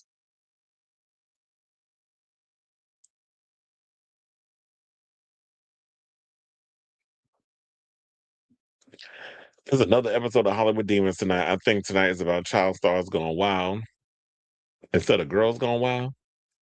You got the child gone wild, got the child gone wild. I'm like, hey, hey, hey, hey, hey. Congratulations to Donta on winning Billboard Fan Poll Best New Music Release, which I feel so free getting 40.7% of the vote, where Drop Dead got 29.37% as why am I laughing at Olivia? They said Best Music Release, not bad. Well, look, they're both successful. You said for a track that didn't have a known release, 2.4 million streams on YouTube and YouTube Music. People are hungry for new Madonna music. And regardless of all the hate that they sit there and say, um, what was I gonna say? Yeah, and all the hate and stuff that they will be saying about her is like, look, at the end of the day, y'all still interested and intrigued by whatever it is that she does.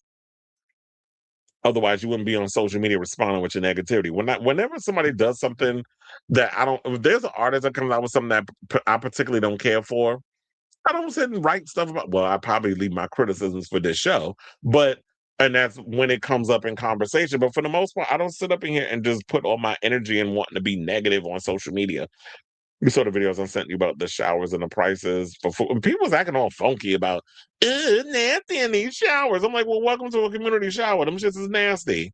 That's why you bring a pair of Crocs, the waterproof ones. You get in that shower and you just wash. You in and out. Get your loofah, your liquid soap. Scrub, do a little scrubbization. It's not like you're going to do a full on science project on your body, and just get out and go about your day.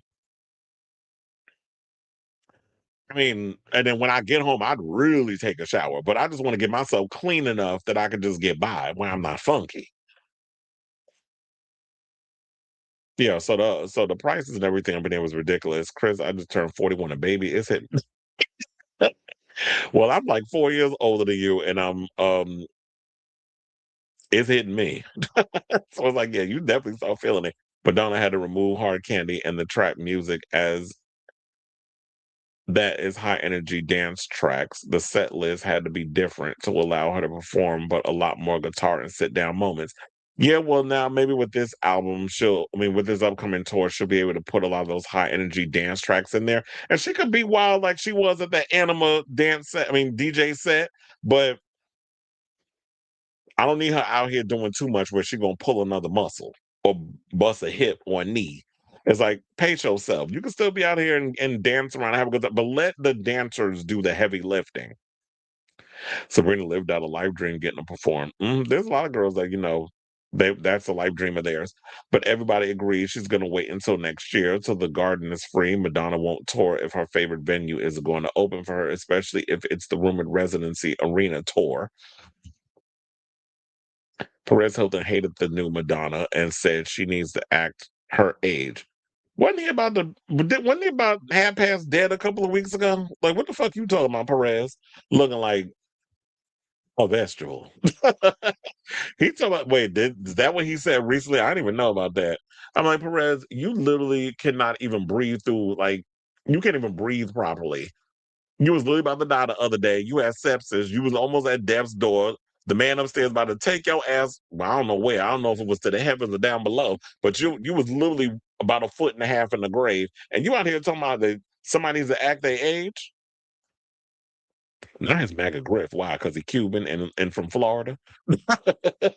She looks hotter than some of these young bitches trying to be sexy. Okay. Or perhaps the older gentleman at the Olivia Rodrigo concert is just a fan of music. I'm not in the demographic of someone who would go to a Madonna concert in 2026, but I would still go. That's what I said. But that was like my biases that I was dealing with. Where I would try not to be obvious in my judgment, but I'm like, what are these older people doing up in here at this concert? But then you kind of realize that there are people that genuinely just like music and are there to support artists and are fans, and it doesn't matter how old they are. Because that's where a lot of these ignorant ass young people come in with their stuff. And so I have seen several articles where they're telling Gen Z to leave your phone after the ticket is scanned. They need to print tickets back so we can. Funny enough, we do print tickets, but the only time we do print tickets is if we're doing a relocation. That's the only time we get physical tickets out at the garden. And there's a situation, and then it's like, okay, here's a seat relocation. We'll give this to you, and then we move you. Or if that artist ain't really selling, and y'all are up in the bridge or the 200s, and we're like, okay, we want to move y'all down because we got to fill up the floor or we got to fill up the 100s. We'll do that. And there have been many incidences where we've done that. So that's the only time we get physical tickets. But if you go to the box office, it's digital. And so what I think you mean about that, you're talking about to leave your phone after the ticket. What they need to do, what artists need to start doing is yondering phones. Now, for people who don't know what yonder is literally that Yonder is a company where you get your phone, you come to see a performance, you put your phone in a pouch and it's locked. And if there's an emergency or whatever the case is, then there are stations that you can go to unlock the phone to deal with whatever the information in the situation. But if you don't want people to see your show, and there have been comedians who have paid for it, there have been musicians that have come there that have done Yonder for their phones. I think it was Ghost that did that for their show. They put on a great show, but um their phone was locked and they yondered the phone. So if Madonna is serious about wanting people to be in the moment and dance and have a good time, she may have to have Yonder come and sponsor and put the phones in the thing and lock them up. And if we would spot people with phones recording, be like, excuse me, put it away. That we would where I come in, where I'm working. You gotta put the phone away. It's not allowed. And that's the warning. Then the next time you get two warnings. The third you out. He said at the DJ Anima there was a time when cameras was banned. Maybe it needs to They need to bring that back, the lock the phones up to experience the moment. So that's why I said if you really want it to be a euphoric moment where people are watching the performance and being there and engaging and just feeling the music and not wanting to be like, oh my God, she's coming out. I have to record the opening.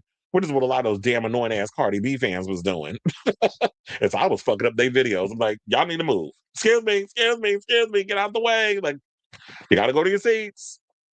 I would be that damn shady and that petty. You're gonna have a fucked up video. And you said I went to see Kylie Minogue last year and she's 50. I worked both her shows actually, I think, and baby girl had energy for days. I could not keep up. That's what I said. And she's not out here doing crazy choreography. She gets up there, she sings her song, she moves around the stage, she engages with the audience. Everything is not a choreographed number. I mean, she'll do like a little 1-2 step or whatever the case is, but I like that Kylie has showmanship. Not saying that Madonna doesn't, because she does, but when it's like, okay, I'm getting up there in age and I'm tired. And you can't be up there. We don't need you up in there showing like you doing full on aerobics. You don't need to be doing that. I mean, we know Madonna has a lot of energy and she likes to keep a certain thing, but as long as you can find ways to be that powerhouse and not have to do all the crazy acrobatic stuff that your dancers do because they're going to be younger. You know what would be cute? Now I was thinking too, do you think maybe that Madonna should bring back some of the dancers from the Confessions tour, like Cloud and Miron and a lot of them? Like bring a lot of those dancers back and perform with her. I mean, they're in their 40s. So I'm sure they could do they can come back and do some of the dance. I mean, I don't know if Cloud's still out here doing all them flips and things, but um yeah, she definitely was going song for song with no breaks. We love you, Crystal Waters. Destination Calabria is my favorite feature. But I love me some Crystal Waters. She actually follows me on social media, by the way. You said her and Ultranate. And you said I'm excited for the Sabrina Madonna song. I'm sure Madge's fan um will carry most of the momentum and Sab's fans will pay it dust, but I liked it. Admittedly, she does sound very MDNA era, which was not a favorite era of mine, by the way. I might be the minority, but I feel so. Oh, no, you're not the minority. There's some people out there. There's somebody on one of my friends on social media said, I hate the new Madonna. I was like, well, goddamn. Okay. But it's a buzz. Like, I look at it as it's a buzz track. It's definitely one of those infectious songs. There's not a lot of lyrics on it because it's like the spoken word and come on, meet me on the dance floor. Oh, baby, I was a more tonight. Hey, baby, we'll tonight. Like that whole situation. And then it's like, it's more about the production for me, how it just builds. It builds and loans. Well, no, she says bills and loans come with me in the evidence of its brilliance. That could be fun to have a listening party. Said the Onion secured info wars in the next couple of weeks. The purchase should be approved. Alex, that's what I was talking about. That's what I was saying about when I was making fun of his voice yesterday. Alex Jones, I can't stand him. He's annoying. He's annoying. Alex finally realized that $250 million is better, even if it's left with. Well, he need that money. I love you, Chris, but I'm listening to the album at midnight in my own company with no pauses or song breakdowns. That's just how I listen to albums. Could you possibly host a second listening? Not a second one, child. I'm trying to get them algorithm numbers up. You said there was a guy calling it Phonechella, and other people were like, it was so dystopian and zombie. Yeah, because it's like all they just standing and staring. Even when they showed the scene of Madonna coming out the riser or coming up the riser, and people are just standing there, just staring. I'm like, are y'all dead? The fuck? I can only imagine how y'all be acting when y'all go out to the club. I say, guess I will buy some wine. It said Kim Petras posted a receipt photo with seven. Shit, she was there. You said for 73, many bunheads believe. You talking about that? That she's coming out. Not her. Not child pay it. Not you saying that you're gonna come out with the album the same day as Madonna's album. Girl, you better come out a week before, the week after. Mm-hmm.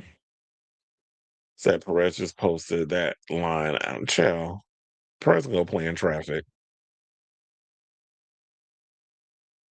Hmm. He said, when I was watching the Confessions tour, it was love at first sight, seeing Cloud. His little cute self.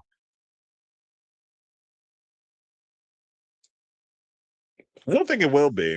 I think the visualizer is all we getting. I don't think we're getting it. And plus, I saw those clips that you saw of Madonna dancing in her little slip and the fur coat at the Anima concert, Anima, whatever how the hell you say his name. Um, I saw somebody use that footage and put it to "I Feel So Free." I'm like, so that's what y'all. I mean, it was cute or whatever, and it kind of goes with it, the way she was moving around.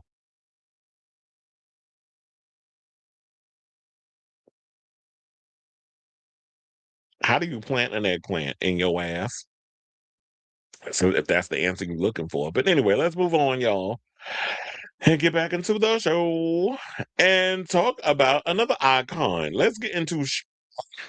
Oh, let's get into Cher because apparently, with this drama that's going on with her son, her messy ass drunk junkie of a son, she just discovered that she had a grandchild that she didn't even know about. I don't even know because I'm like, with how many kids does she have? I don't know if Cher's ever had any grandchildren. I know that Chaz just got married, and Elijah Blue, I know he been a mess. Don't she have another kid somewhere, or is it just she has two children? I don't know. I have to look that up. But she came to find out that I guess Elijah was out here laying low and spreading it wide, and she had a child she didn't even know nothing about.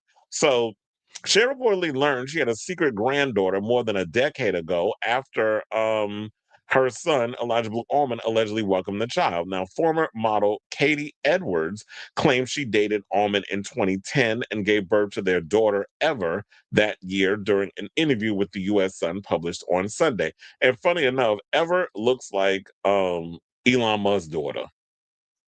She a pretty girl. The trans girl. That's what she looked like. What's her name? Um, Elon daughter. I can't remember her damn name like right now, but y'all can let me know in the comments. Now, Edwards opened up about her alleged relationship with Allman, who's 49, explaining how she got pregnant after one night together. Well, it doesn't take much to make a baby. All you do is you fuck without a condom. If you're skeeting some coochie, and all them little the million sperms is floating around, eventually one's gonna hit. And there's some that, yeah, they fertile like that. He said he always knew from day one, but he never wanted to be a parent. He would pop in every couple of years, but would just say hello. Edwards, who is now married, alleged that Allman texted her in 2021 asking to make amends after his OD, talking about how about her now ex. Oh wait, what? This says talking about her now husband. Edwards said she has a father who has raised her from day one, and that is her dad. I couldn't ask for a better father for my kids. So it's like, yeah, if you're not going to be a daddy, at least the man that I married, he's stepping it up and is going to show that I got love for the kid because her biological father is a fucking bum and a junkie. It wasn't until right before Allman was hospitalized for a second OD in 2023 that he came back into Edwards's and Evers' life. So they said Edwards, who lives in Joshua Tree, California, claimed Allman asked to stay with her and escape Hollywood. A few weeks later, he OD'd and was hospitalized, and this is when Cher got in touch. She wanted to know what had happened, and then she asked me if it was true regarding Ever. Edwards gushed over her and Ever's alleged new relationship with the pop icon, who's 79, explaining how they were invited to stay over at her Malibu, California home in September of 2025. He said she was lovely and kind, and we had dinner. Cher asked Ever if she wanted to see her closet and showed her a pair of jeans she had worn in concert. It was a cool experience for her. Now, Edwards described Cher as childlike, explaining the "I Got You, Babe" MC asked Ever about boys and played in the pool with her. She's like a kid herself. That's probably why, when you look at someone like a Cher, she's dating someone who's young, Alexander Edwards. What is he, like 79 and he's 39? So it's like when you kind of have that forever young aesthetic to you and that type of vibe and energy, you shouldn't be surprised if that's how they act in public. It's the same thing like when I said with Madonna, she sort of has like this forever young aesthetic to her. And people think that as you get older, you're supposed to act a certain way. And it's like, Says who? If you still feel young and youthful in your ways and you feel vibrant, you feel against what everybody else is doing, then you go ahead and do that. Act how you feel. Because there's a lot of grown ass people out here who are a certain age and act immature. Now, if you want to talk about maturity versus immaturity, that's a different story. So the Mamma Mia actress who shares her son with her late ex-husband, Greg Allman, filed for conservatorship over Elijah for a second time last week, telling the court that his drug dependency is at its worst, saying Elijah has no ability to manage money, and any dollar he receives from his father's trust, his only source of income is, and told y'all, he gets paid $125,000 a month from the trust. And I'm like, how do you waste all of that on expensive hotels like the Chateau Marmont, where he was going to stay there, or Airbnbs, and he was spending the money on drugs?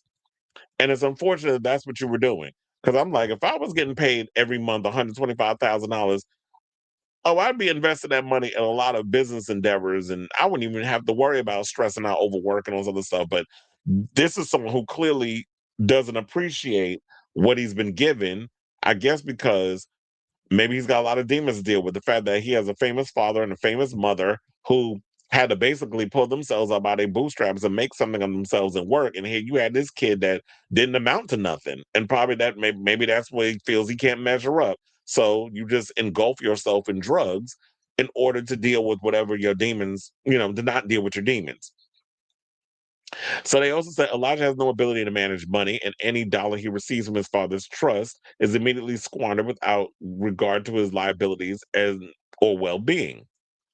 He also, they said, had run in trouble with the law and was arrested in February for alleged assault and trespassing at a school. So we talked about all that in yesterday's episode, but yeah, that's the follow-up. And that's crazy. That's like, when you go and just have a one night stand with someone, and then next you know, now you have a kid, and you didn't even bother telling nobody in your family, not even your mother, that yeah, I got a kid. I don't give a fuck about the kid, but your grandmother, surprise. And then she finds out, and then it's like, because he was at death's door, he wants to be in the kid's life. So I don't even know what the extent of their relationship is, but that's no way to. I just hope that they can figure some stuff out. Hopefully, Cher gets him in this conservatorship. Hopefully, he gets himself together. And because it's sad that it's like, now this kid has got to worry about. Okay, now you want to be in the kid's life, but how much are you in this child's life? Due to certain circumstances. So I said, "Oh, this all because you were at death's door." Some people all of a sudden want to have their little moment of penance when they realize they're about to die. So I want to hear from y'all regarding this story. Whatever your thoughts are, let me know in the comments down below.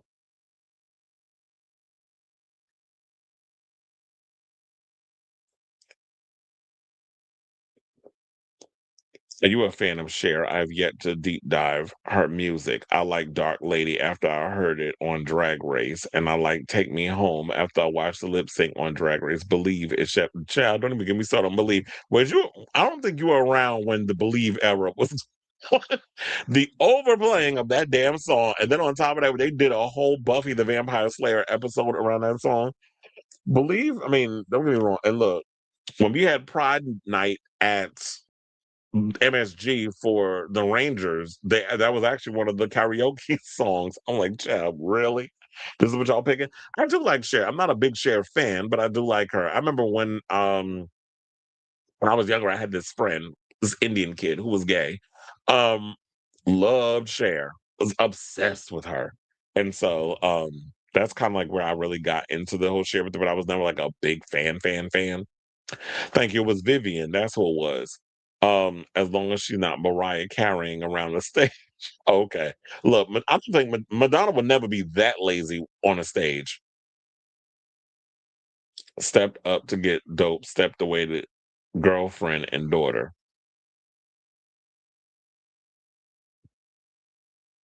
She said, it's 53 and feeling great. She said, no pain over here. Cher's music is kind of ass. I mean, quiet as it's kept, I do kind of agree. Like, that was one of the reasons why I never really got into Cher like that, because it was like, I never thought she had good songs. But she had a couple of bops and stuff here and there, and I liked all the the costumes and the pomp and circumstance. But as far as like that icon of what I look for, like a Cher, not a Cher, like a Madonna or a Tina Turner or a Kylie Minogue, like something of that caliber, or even a Janet, I was like, I can never get in a Cher like that. Said, no, honey, I was not around when Believe came out. Was Baby One More Time overplayed then? Was Baby One More Time played a lot back then? Well, they used to run that damn music video into the ground on MTV. I do remember that, and Britney doing that little, that cheerleader twirl or cheerleader spin.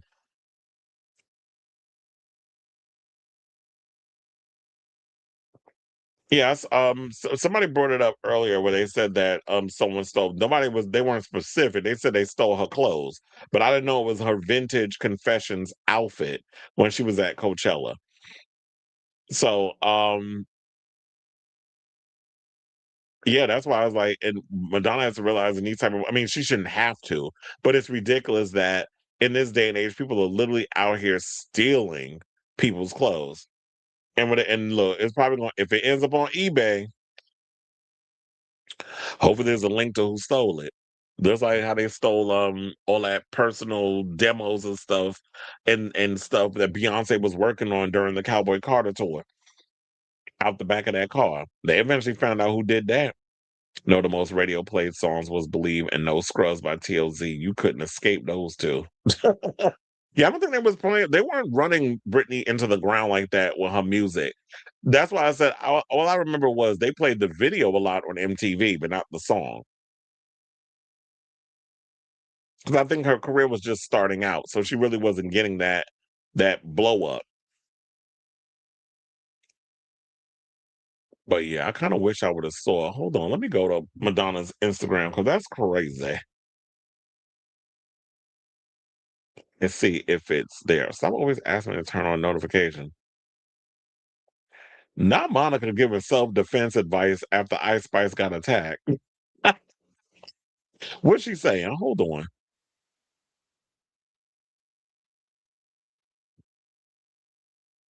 I was gonna say, can y'all hear that? Let me pull that up. Because I was like, let's see what Monica said before we get into these topics. Now, can I find it? Um, yeah, I was gonna say, what was going on with Monica's page? Oh yeah, I found it. Okay, hold on. We already know that David person did unalive that 14-year-old. I'm like, you know what? Throw his ass under the damn jail. Because that was crazy, that whole Ice Spice fight. And then that dumb bird decides to get on social media and defend what she said. Like, why would you even admit, like, and show that it was you? Because y'all want y'all 15 minutes. I keep telling you, everybody be out here literally trying to start fights with celebrities to go viral. Hope it was worth it, bitch. And then some corny ass faggot try to go and fight her too. I'm like, why are you trying to fight a girl? Like, go sit your corny ass down. What? Why y'all ask me? I saw somebody say, why y'all call her that? We never think. But also, too, I saw somebody die.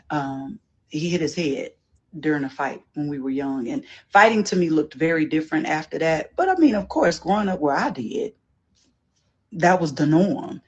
And I didn't have no choice but to have hands because they when a big girl pick you up and drop you one good time, you don't let that happen twice, baby. That happened one time, okay? Because when you're fighting, you win some, you lose some.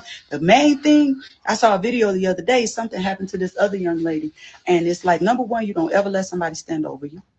You don't ever let somebody's tone change and your stance not change. Nope. You don't ever leave your hair hanging or keep on heels. And you don't ever, and I mean ever let somebody walk up on you.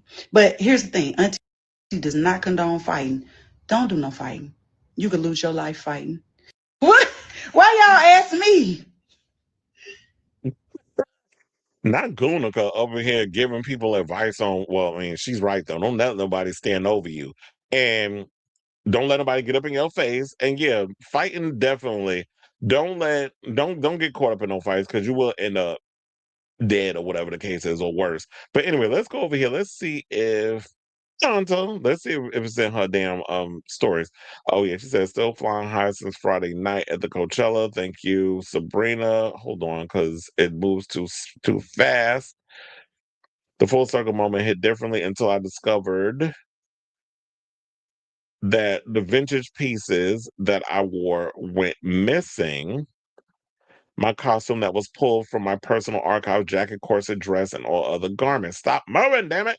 These aren't just clothes, they are part of my history. Other archival items from the same era went missing as well. You know what? There's a special place in hell for the person that stole that. And then she goes with Sabrina.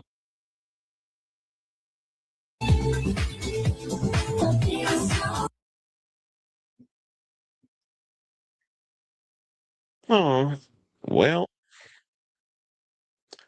that's that. So yeah, now I saw the post because I was like, I didn't get to go see that over there. Okay, so hold on now. I said Gunica over here giving advice. Rebel Heart was leaked months before the release date. Oh yeah, and then they decided to go in and try to change up the music, and it didn't help. I actually prefer the wasn't that the one with she worked on it with Avicii, right? I would have preferred them tracks over the final cut. I've noticed with artists the lack of timeless classic album that still gets talked about by music critics. They usually don't have a standing in the social media era. Cher, Diana Ross, Paula Abdul.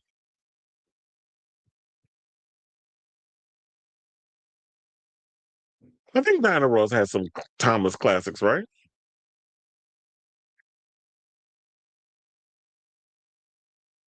He's so damn stupid. Why he sent me that? Hold on.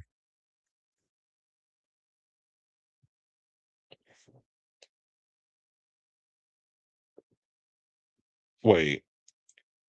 Did you send it to me? Because I'm like, did you send it to me on social media or did you send it to me in a text? He sent it to me in a text.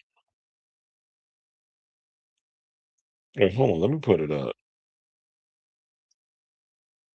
Because I was like, I need to save her. I gotta save her. I gotta save her.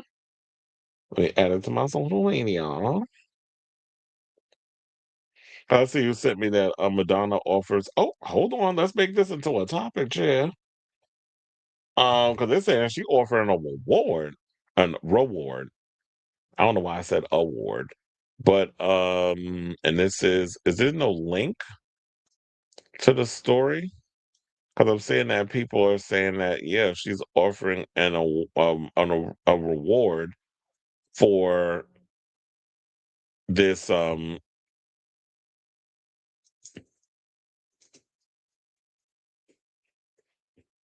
Yeah, so they're saying that she's offering an award. I'm like, did they even a reward? Did they say how much it is in regards to the whole Madonna situation?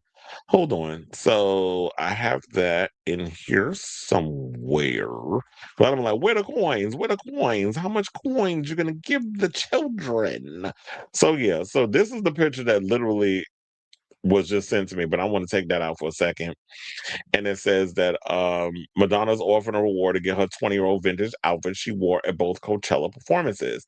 So yeah, there is a reward and all this other stuff. You got the information. Y'all should send her. I mean, like send it back. It said, please information needed reward. And it says the email, hopefully this is real, info maverick 2026 at gmail.com.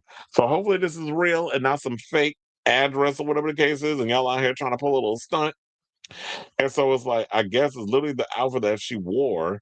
Because remember that vintage jacket that she wore on the tour and the purple boots and all the other stuff. So she went to change and then out of the outfit and then went to go see a couple of shows. And then somebody went and swiped her shit, which is crazy how y'all going around stealing people clothes. There's a special place in hell for y'all for that one. So yeah, if y'all got call crime 977 tips. No, I'm just playing. I already told y'all the email address and everything in there. So yeah. Madonna saying that y'all been out somebody out here stealing her stuff. Give her stuff back. All right. So now, what else do we have? So it's like someone throws hands at me when I'm eating in peace. I throw hands back. I don't give a fuck how classy I present myself to be. I said, look, we ain't nobody classy based once you start putting paws on somebody. Name a Thomas classic album, Dynamite. I said songs. I said, well, she got Love Hangover, Upside Down, you turn me. No, that's a classic. I live for that song. Now, maybe her Diana album might be a classic. I don't know if there's any Diana Ross fans in the comments. I mean, we don't have Andy Cohen up in here, but if y'all know any Diana, if y'all know some Diana Ross classics, throw it in the chat. I know I saw the text. Forever Your Girl is a classic album. The videos helped sell the album. Paula wouldn't have happened without MT. Well, yeah, because them vocals is a choice. Never heard of it, but that could just be me. Mm. Well, that's just going to show anybody that once you're done, you need to be like, okay, y'all need to put this up somewhere. You can't leave nothing lying around. You can't trust people because people just be out here being, fucking thieves in the temple. All right, y'all. So now let's hold on. Did I forget something? I did. I forgot to create the Cardi B banner. I was like, wait a minute. What Cardi at? Yeah, I was like, wait a minute, because we can't go from we can't go from Cher to Mary J. Blige. So I messed that up. Hold on.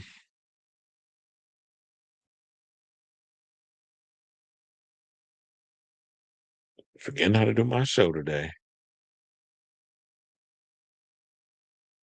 Diana Ross, who's the boss? Like you said, the first album by a female artist to have 4 #1 singles and a top 5 single. That's why I said she had the boss. That's the album that everybody even the gays gravitate towards that album. You gotta listen to that record. But let's get back into the show. And let's talk about Belle Calise because she was threatening to not perform in Atlanta on that last show because the staff over there was showing their entire ass. And the one thing I'll say about that is MSG would never, because you would not have a job. And that's why I was saying clear them all them people out. If y'all gonna be ratchet and ghetto and have no class up in a place like an arena where it's not even a hard job at all. I don't know why you so mad about whatever the case is or being disrespectful. I don't know where all that was stemming from. Now, don't get me wrong. Some of them Cardi fans do be trying it because it was a challenge getting through them 2 shows at the Garden. But I will say this. There's no reason to be disrespectful to the artist or whatever the case that's going to be there. And the one thing that I was noticing when I was reading up on when I first saw the story and I saw people in the comments, a lot of people said that a lot of the people that goes to that venue, the State Farm Arena, only thing I think State Farm is there. That's all I think about when I hear State Farm, that damn commercial. But when it comes down to it, some people say like, yeah, they believe Cardi because they said a lot of the people that work up in that State Farm Arena is rude as hell and got nasty attitudes and all that other stuff. One girl said that one time she went to a Beyonce concert that was there. That's why before she started doing straight up stadiums, and said one of the staff wanted to fight her. She was like, "Girl, I'm not fucking up my situation and getting kicked out because I'm not going to let you mess up my moment of seeing Beyonce. You ain't worth it." So I just hope people realize it is in that way. But yeah, if you're gonna be working in a that type of job or working in an arena, whatever the case is, there's a certain way you have to carry yourself, a certain amount of professionalism. And if this is something that is encouraged by the staff to just be rude as fuck, which I heard happens often, speaking to Beyonce, at Barclays, I heard there's a lot of low class ass people that work there. And I heard that firsthand because people that I work with at MSG also works as at the Barclays Center. Well, one of my coworkers actually used to work there, and he said he worked there 4 years. There was a whole bunch of situations that was going down over there, and I was hearing all the horror stories from the security, from everybody else that was going on, talking about how ratchet it is over there. So I would never. Jay-Z, you got yourself a mess over there in Brooklyn. You need to fix that. But in regards to the story, so they said that, yeah, leading up to her final concert at the State Farm Arena, the hip hop star went on IG amid what appeared to be an argument with a venue employee over claims that the behavior was nasty towards her team. Now, of course, when it comes to Cardi, I don't like reading her quotes. Sometimes it's best to hear it from the horse's mouth. And Cardi is an acquired taste when it comes to you having to hear certain things that come out of her mouth. So I was like, wait a minute, how did I forget how to bring up the video? Thank you. So we have the clip. We're gonna come back after we play the clip, and we are going to talk about this even further. Please hold. Right here, because you and your fucking employees are being disrespectful. Why I'm not gonna perform today? Because go get your boss, like you said. Go get him. I'm not performing today. Let me tell you why. Because we got in here. Your employees are being fucking rude for no reason. Being rude for no reason. Pointing fingers for no reason. Touching people for no reason. And then they're telling me, oh, we gotta talk to this. Because I feel a certain type of way. Because you're being disrespectful. I did 35 shows and I never had a problem. And we've been kind to everybody. So no, now I'm leaving. No. He's like, no, not even. And that wasn't it. So when she got on stage, she popped off on the staff again because she said, oh, they tried her a second time. So we're going to play that clip and then we're going to come back. Please hold again. I'm pissed off right now. I'm not gonna lie. This arena been playing a lot of fucking games for you. This will be the last time I'm ever having this bitch. Next time, bitch, I'm having my concert in the parking lot, bitch. Woo! I'm tired of y'all playing with me. This is your fucking second time. I still fuck with the Atlanta Hawks though. Let's get into the motherfucking tea. Let's have a little tea party. Okay, so Cardi was up there, and you know, she always goes off the cuff when she talks, which is always thoroughly entertaining. But one of the things was like, so after all of that had happened, she did go off and thank a lot of the people, you know, the one thing, because I've noticed that this doesn't often happen with a lot of celebrities. I mean, maybe there are some out there that does this, but I did find that was nice that she went and thanked a lot of the people that were on the crew with her, a lot of the people, like her family coming out and supporting her on the tour. So she said that she didn't feel lonely in that whole situation doing the 30 some odd dates, and that because people came out and really supported her and all this other stuff. A lot of the fans who took time out to put the outfits together and really come and show out for the whole situation. I even saw Milan Christopher tell me, I ain't spent $100 on parking for you to talk about you ain't performing. But I'm like, well, you need to talk to them old ratchet ass gutter snipe booger, you know, hood boogers that's working up in that State Farm on talking about that. But well, maybe if y'all wasn't acting like assholes when you actually have a job to do, then you wouldn't have to piss off the artist to the point where she's like, oh fuck y'all, I'm not gonna work. But she remembered, it's like, you know what? 20,000 people came. Well, when you meet 20,000 if it's an arena, because it's always gonna be half. If it's a full 360, it's going to be 19,000 or 20,000. But because you got to, of course, you have your stage in the back and all other stuff. Back of house was all blocked off. And it's got the stage set up and things. That it's going to be probably what the capacity, I would say, be 15,000. So if you're doing 15,000 people coming to see you at an arena show, you don't want to let all those people down. And I like the fact that she also brought out Missy Elliott. So her paying homage to a lot of the icons in those areas, even though technically Missy is from Virginia Beach. But it was awesome to see like Missy came out and did Get Your Freak On, and she came out and performed and did all this stuff.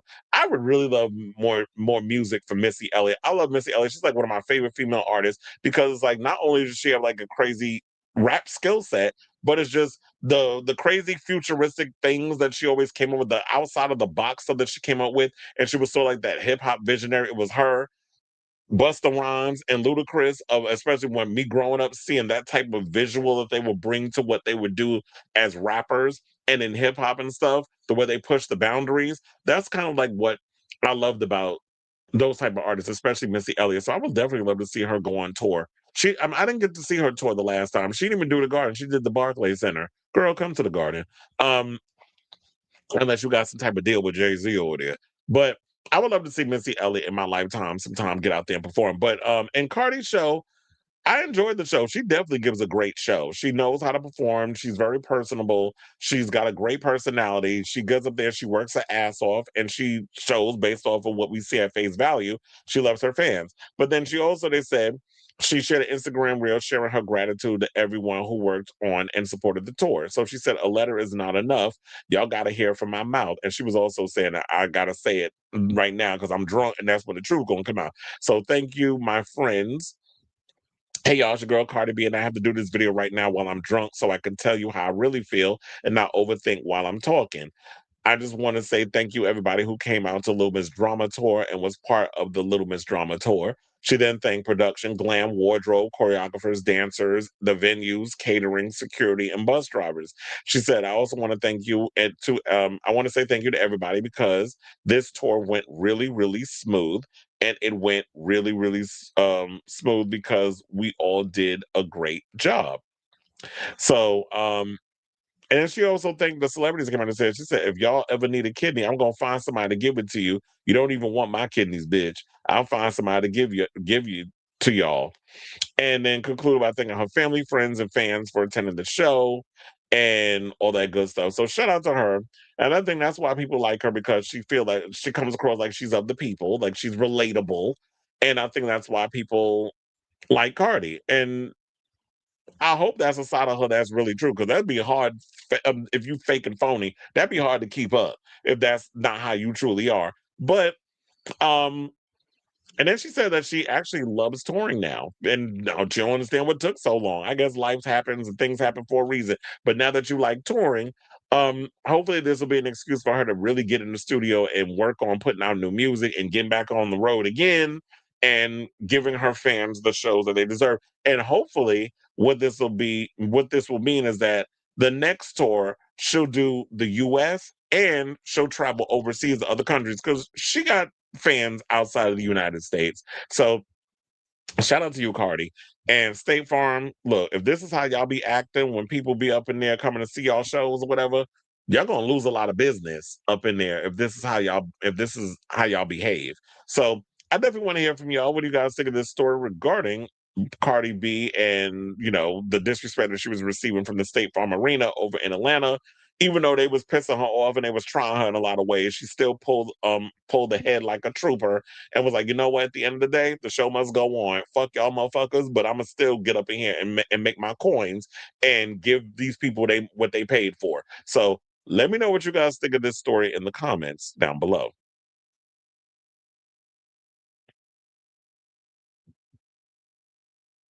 You said Netflix announced a live action Gundam movie. I thought we talked about it. Yeah, I heard about that. I forgot about Netflix doing it. That Noah Centineo and Sydney Sweeney's doing a Gundam movie. That was mentioned a couple of weeks ago, but we're still trying to figure out how that's gonna work.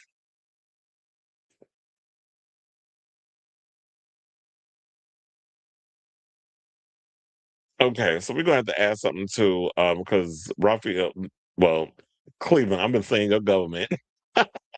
Raphael basically said, sent me this story about Madonna and the whole situation surrounding her and this whole vintage costume situation. Who cares if she don't come to Atlanta? It ain't like you are Beyonce or nobody, please. Well, clearly there's a lot of people that do care. Just because you don't care doesn't mean that other people do not. Now, you can't sit there and say nobody cares if she don't come to Atlanta when a lot of fans was going to be pissed if she didn't perform there. And plus, her show made over close to $100 million. So clearly, there are a lot of people that care. She did 2 nights at Madison Square Garden in New York City and sold them both out. So whether or not she come to Atlanta, okay, the Atlanta fans will be asked out. They'll have to go to other places. So clearly, people do care. So hold on, because now I gotta create a whole new situation.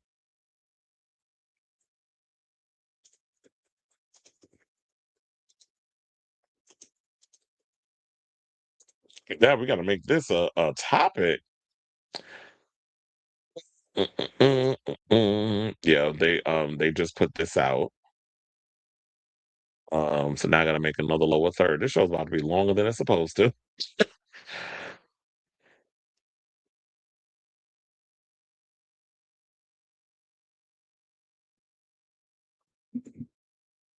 All right, so let's get into the topic since it's been sent over.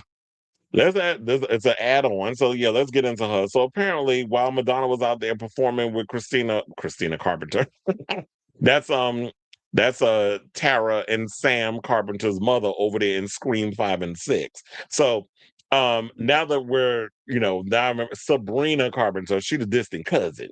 So now that that performance is over and all this other stuff, Madonna took to her Instagram stories to reveal that her vintage outfit from the confession hour, the outfit that she wore on stage while she was performing, because I think when she changed to go probably see the Enema DJ set, I think that was around the time when her outfit and stuff got stolen. So let's get into the story at hand. So it says, when Donta popped out as a surprise guest at during Sabrina Carpenter's headlining set at weekend 2 of Coachella on Friday, April 17th, she delivered yet another iconic pop culture moment in a career built on them. But the vintage costumes that helped make the moment so iconic have apparently gone missing. Now, on Monday, April 20th, the Queen of Pop took to her Instagram story to announce the burglary and to reflect on her return to Coachella 20 years after the festival hosted her first stateside performance of her classic 2005 LP, Confessions on a Dance Floor, saying, quote, still flying high, we flying high, rolling. I don't know why I was thinking of that song. Dipset. But anyway, it says, still flying high since Friday night at Coachella. She opened her note. Thank you to Sabrina and everyone who made it possible. Bringing Confessions 2 back to where it began was such a thrill. The full circle moment hit differently until I discovered that the vintage pieces that I wore went missing. My costume that was pulled from my personal archives, jacket, corset, dress, and all other garments. The pop icon continued. These aren't just clothes, they are part of my history. Other archival items from the same era went missing as well. I'm hoping and praying that some kind soul will find these items and reach out to my team. I'm offering a reward for their safe return. Thank you with all my heart. Now, Madda's surprise appearance coincided with the release of I Feel So Free, the hypnotic lead single from her forthcoming Confessions 2, which arrives on July 3rd as the official sequel to her 2005 album. After shortening her rendition of Juno, Carpenter welcomed Madonna to the stage for duets of Vogue, the first taste of Bring Your Love, a duet between the two blonde bombshells. They said expected to appear on Confessions too, but a lot of the sleuths believe that the song is going to appear on the Devil Wears Prada 2 EP that Gaga allegedly rumored to be putting together, and it's going to be releasing, I think, probably this week or next week or something or another, because they're saying that Gaga worked on a couple of songs for the album, and um, that could be, the whole situation that's going down with that. So, I mean, the song could still end up on Confessions too, but I definitely think it's for that album. I think it's for the soundtrack. So, and then they said, and she also performed like a prayer. Now, while on stage, Madonna made sure to note that she wore the same corset, boots, and Gucci jacket from her last Coachella appearance. She complimented those pieces with a lavender corset bodysuit, lacy knee-high purple stockings, lavender gloves, and a pair of oversized sunglasses. As Carpenter stood beside her in full man's best friend glam, Madonna influence over the entire landscape of pop music aesthetics was palpable.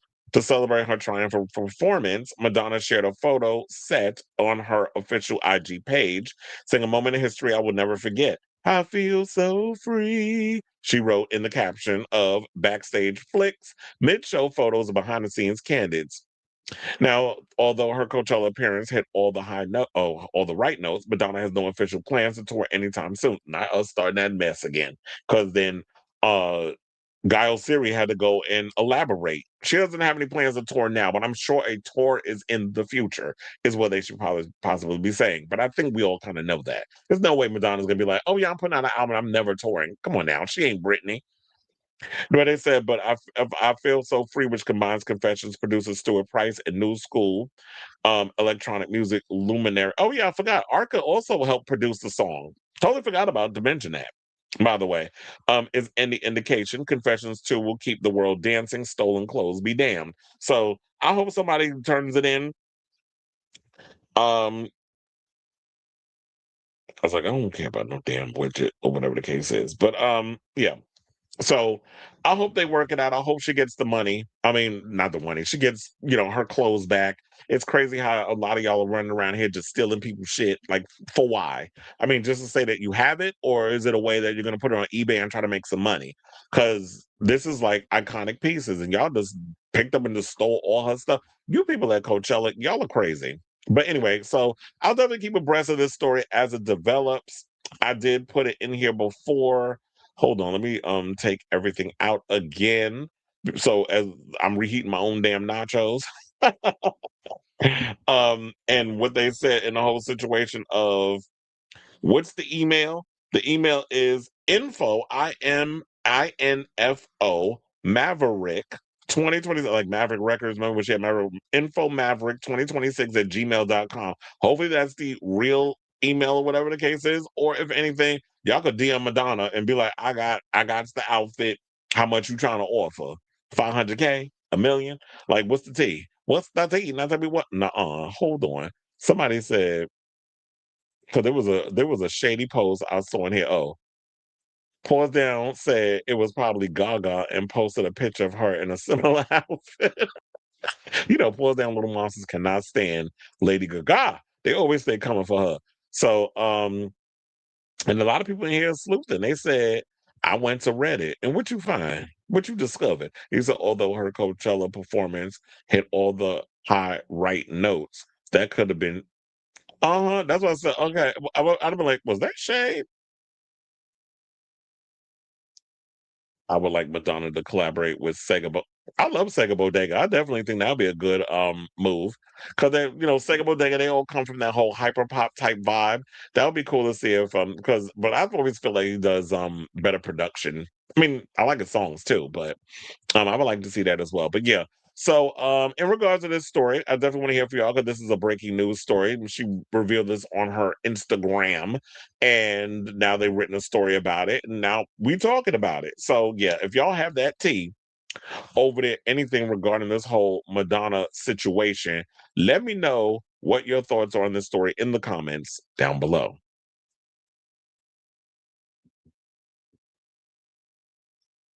All right, hold on now. I gotta scroll on up, scroll on up, scroll up, scroll on up. Wait, what was the other story that we did? Because I was like, okay, I got the vintage costume situation. I'm gonna have to leave these over because I'm gonna have to do a whole lot of moving things around later on when I get back to doing the show. Well, when I gotta do the edits to let everybody know which. Oh yeah, and the Cardi B story, which I went and closed. I did not want to do that. Hold on a second.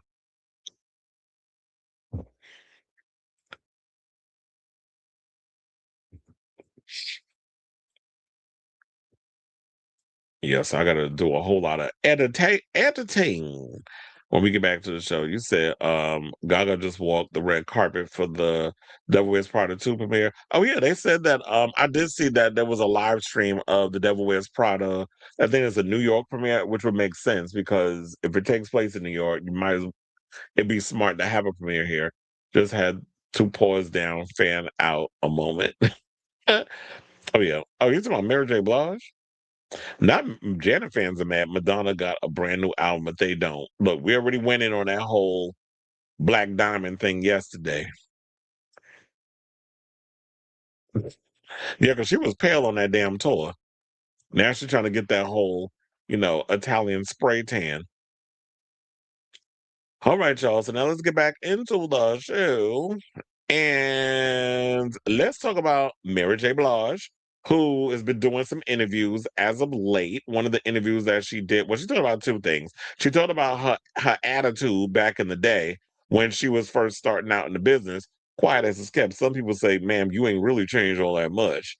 But and then also talked about the whole crispy chicken debacle that happened. What was it for Burger King?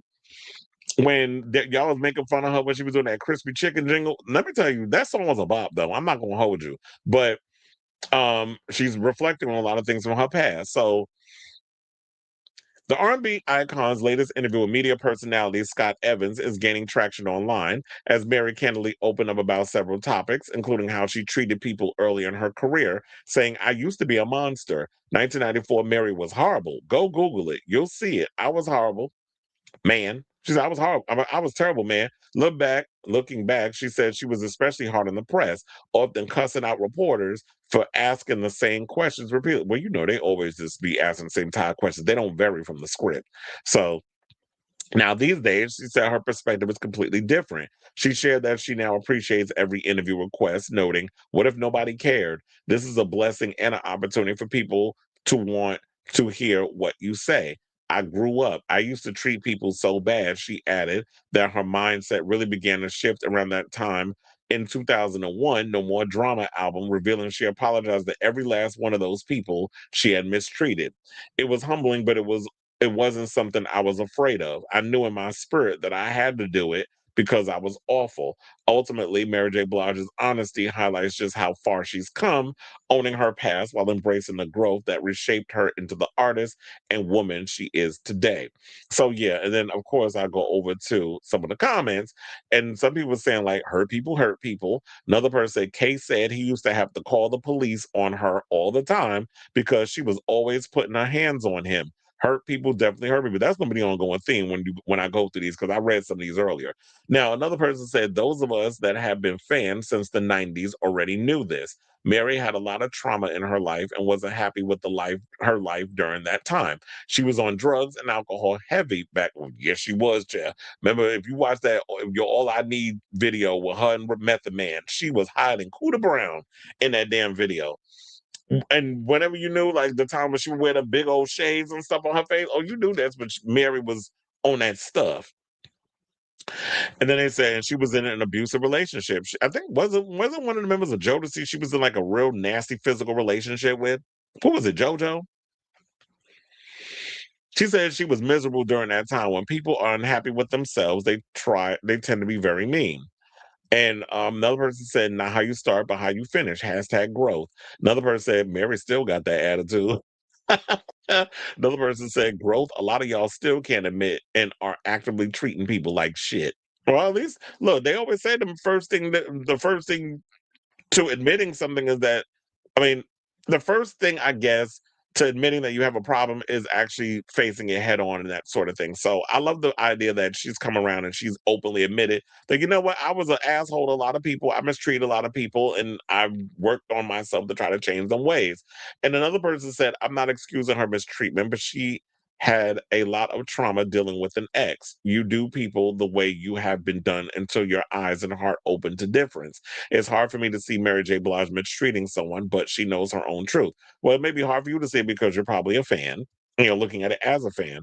Uh, not somebody pulling one of my cards.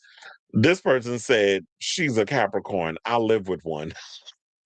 Because I stay pulling astrology shade on this show. I'm like, oh, she a Capricorn? Oh, I know plenty. My mother's a Capricorn, my sister's a Capricorn. So I definitely know how mean Capricorns can get when need be, especially when you treat them a certain way. But also, I've also seen Capricorns who will work on themselves when they're ready to kind of mature and move on to the next thing. They don't just be just bitter bitches. I mean, there's some people that just allergic to growth, but that's not her. Now, in other news, she did also talk about the backlash she received after doing that Burger King crispy chicken commercial. And she said, "I was deeply affected. I will never laugh at that." Then she went on to say the whole way that ish went down was wrong. The whole way they shot it was wrong. She said it was set up to make exactly what happened in the press happen like that. It's still not a laughing matter to me. So she probably was saying that, oh, they was trying to set her up. You went over there and did a whole thing about crispy chicken and they set her up for backlash. She also told Scott Evans, the host, wait, why is there so many misspellings in this? They said my true, honest to true fans did not think that ish was funny. The bottom line is my fans were confused.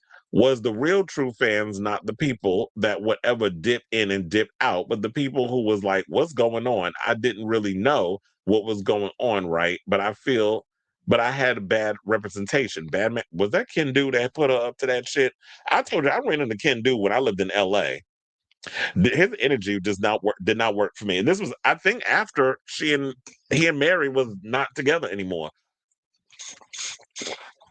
I ran into him, and I ran into Tamar ex-husband. I tell you, you run into a lot of celebrities when you in West Hollywood, when you in Beverly Hills. Not West Hollywood, it was Beverly Hills, because you had to go through West Hollywood to get to Beverly Hills. And I used to work in Century City, so and I would run into a lot of celebrities and stuff out there. And those, I remember seeing, I was like, Campbell. I know the other people didn't recognize them, but I did. But anyway, because I pay media, you know all the people when you start paying attention to a lot of the little things. But anyway, um, because I didn't really know what was going on, right? But I had bad representation, bad management, bad everything, and everybody dropped the ball, and I'm holding everything that was a learning curve, but it was still not funny. The R&B Royal concluded with the lesson and taught her. She said, "It did show me something. 1 minute people are with you, and 1 minute they are not. It showed me just how fickle the game is, and it showed me exactly who my friends were. I was like a disease to people, and nobody wanted to be affiliated." Well, yeah, you live, you learn. Things happen. She went through it. I mean, yeah, you had one little misstep with the commercial. We don't know what's going on because we're not in your circle and we don't see what's going on behind the scenes. But she had bad management. They talked her into doing this commercial, and I think people looked at it as like, "Girl, why are you being a black woman up in here saying about some goddamn crispy chicken?" So there's already a stereotype within black folks in fried chicken. So when you up in there doing that, it's kind of giving like this step and fetch it type of situation. And she got caught up in this. Maybe at the time it was like she was going through some financial woes and she needed like a quick little buck, which is what a lot of people do with these commercials, and didn't realize the backlash that was going to come with everything that transpired with putting that commercial together. So she lived and she learned. That was probably a hard lesson she had to learn, because it's like, yeah, now when your back is up against the wall and the shit hits the fan, when you realize who your real friends are, then it's like, okay, now these are the people you got to start cleaning the house, kick them to the curb, because these people ain't really for you. They're really for your downfall. So shout out to you, Mary. I'm glad you got it together, and hopefully you've still done the work to repair your attitude and not come across as a complete twat to people. She seems like she's matured and she's grown up. Although some people saying, "Ma'am, you ain't changed all that much." But I say all this to say, what do you guys think of this story regarding what Mary had to say? One, about her attitude, and two, about the crispy chicken debacle. So whatever your thoughts are, let me know in the comments down below.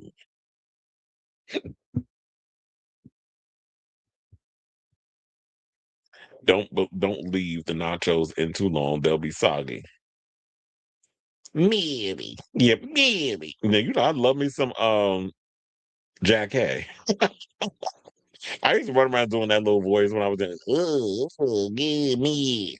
I want a man, any man, an old man, a crazy man. Remember when she said that line? I think it was like the episode when the cast of 227 did, what was it, Family Feud with Richard Dawson? Did Richard Dawson unalive himself? I'm trying to remember that. Or was it the other one? Ray, what was his name? There was one of the hosts of the Family Feud that I believe that took his own life.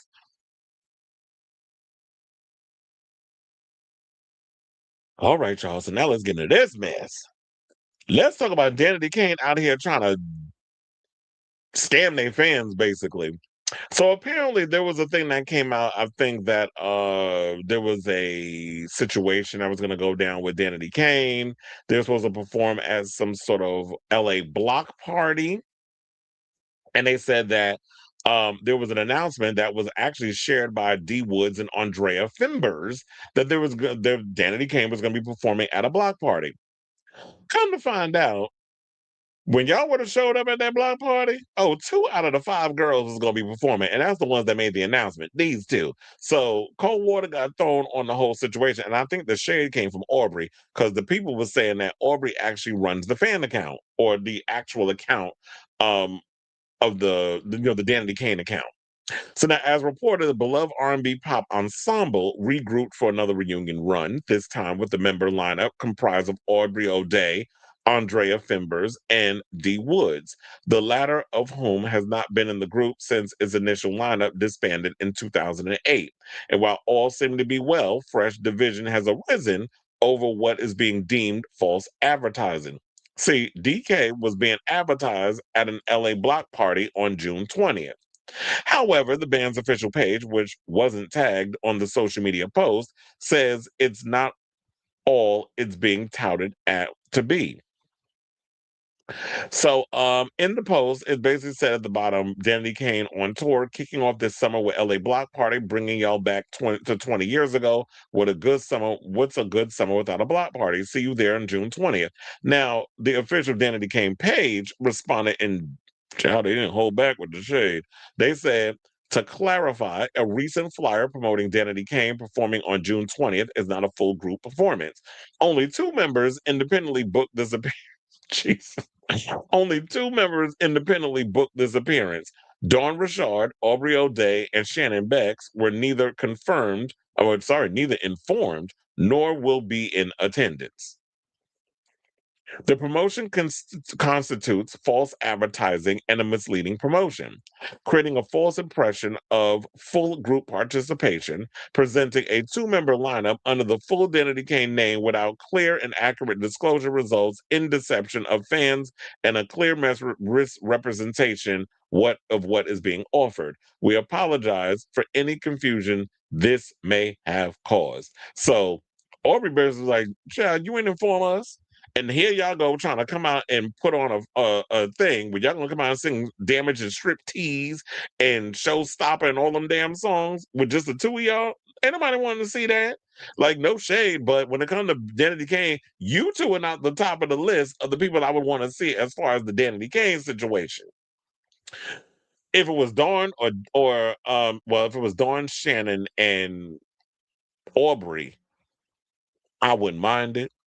Because it's like, at least it's some of the top girls. I mean, yeah, Shannon is whatever. But if we got Dawn and the other girl, Dawn and Aubrey, what's the other girl? Dawn and Aubrey. I mean, those are like the 2 big standout stars that was a part of the group. But look, y'all y'all are messier than what's going on with the Pussycat Dolls at this damn point. But at least with the Pussycat Dolls, and I know they were still getting a little backlash because it's Nicole and the 2 backup dancers. But at the end of the day, Nicole is the face of Pussycat Dolls. She's always been the face of the PCD. I don't care what nobody says. Y'all can bring up Melanie Thornton and Jessica Setta and all these other girls that were kind of in and out of the situation. But the fact of the matter is, the biggest person to come out of that group was Nicole. And that's pretty much why I think at the end of the day, even though you're not getting all these other girls, there will be some people that would generally go out and see them perform.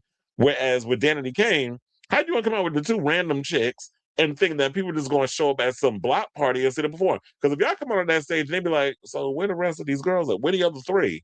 Like, we ain't paying attention to this. Y'all going to get booed. They're going to find tomatoes and throw it at y'all on that damn stage. So what's the point? So the false advertising, the scamming, all the other mess is unnecessary, it's crazy, it's ridiculous. And I don't know why y'all was sitting up in here and pull this stunt, not thinking that y'all was gonna get called out for the stunts and shows eventually. So I say all this to say, what do you guys think of this story regarding Danity Kane basically being called out? Well, somebody within the group, and a lot of people think it's Aubrey, calling out these 2 girls for falsely advertising that Danity Kane was going to get out there and perform. You know what's sad about this? That y'all can't put whatever issues that y'all got together to the side to make this situation work. There's way too much money out here in this nostalgia era that we living in, and my generation is, and we in our nostalgia bag with people like Danity Kane, where y'all can't get it together, and all 5 of you put a little something together, get y'all money, and make it work. But because there's so much drama and infighting with women, that's why y'all can't make the situation work, because of egos. And look, Diddy in jail. This would be the great time for y'all to make some damn money. So, especially since y'all masters ain't worth nothing after he done went through and ran it and wrung out all the juice from it. So let me know what you guys think of this story in the comments down below.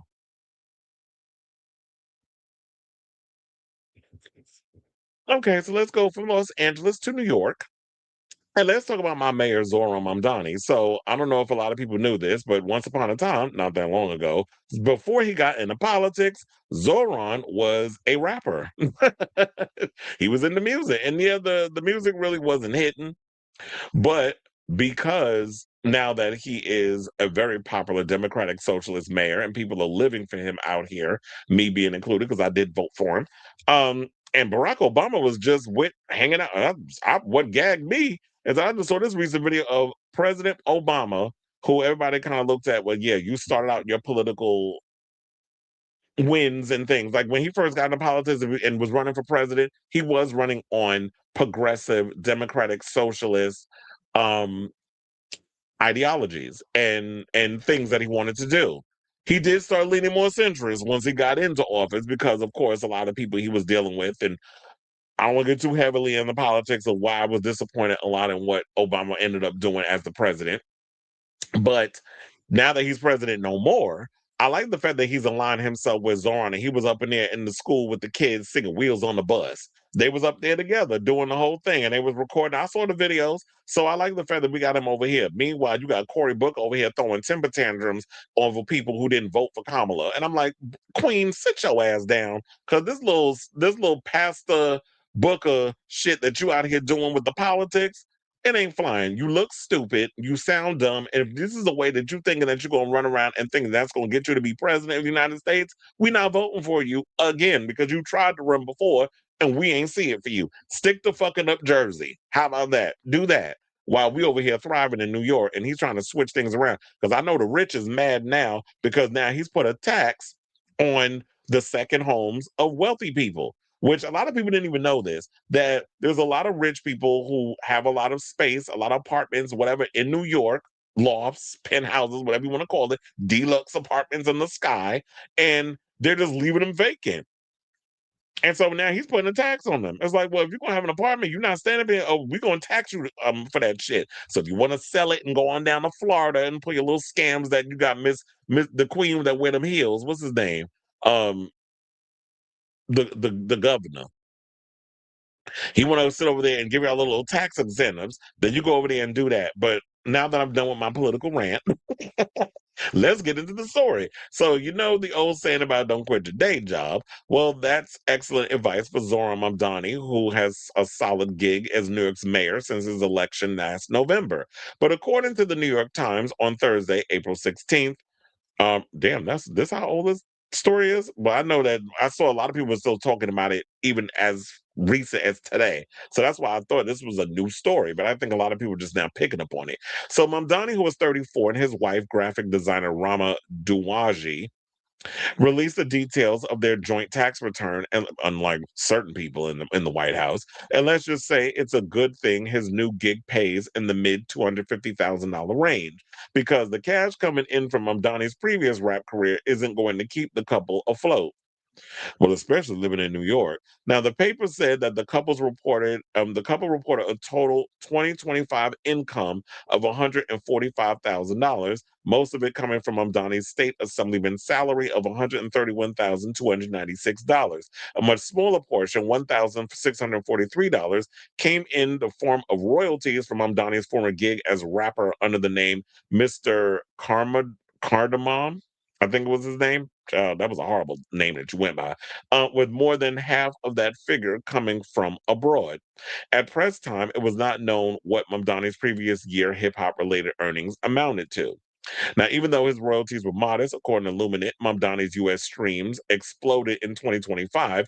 The 6 songs from his 2016 EP, Sida Mukyalo, credited to young Cardamom, and Mamdani's musical partner, HAB, which is his name is Abdul Bar Hussein, pulled in a combined 58,000 U.S. official on-demand streams in 2025.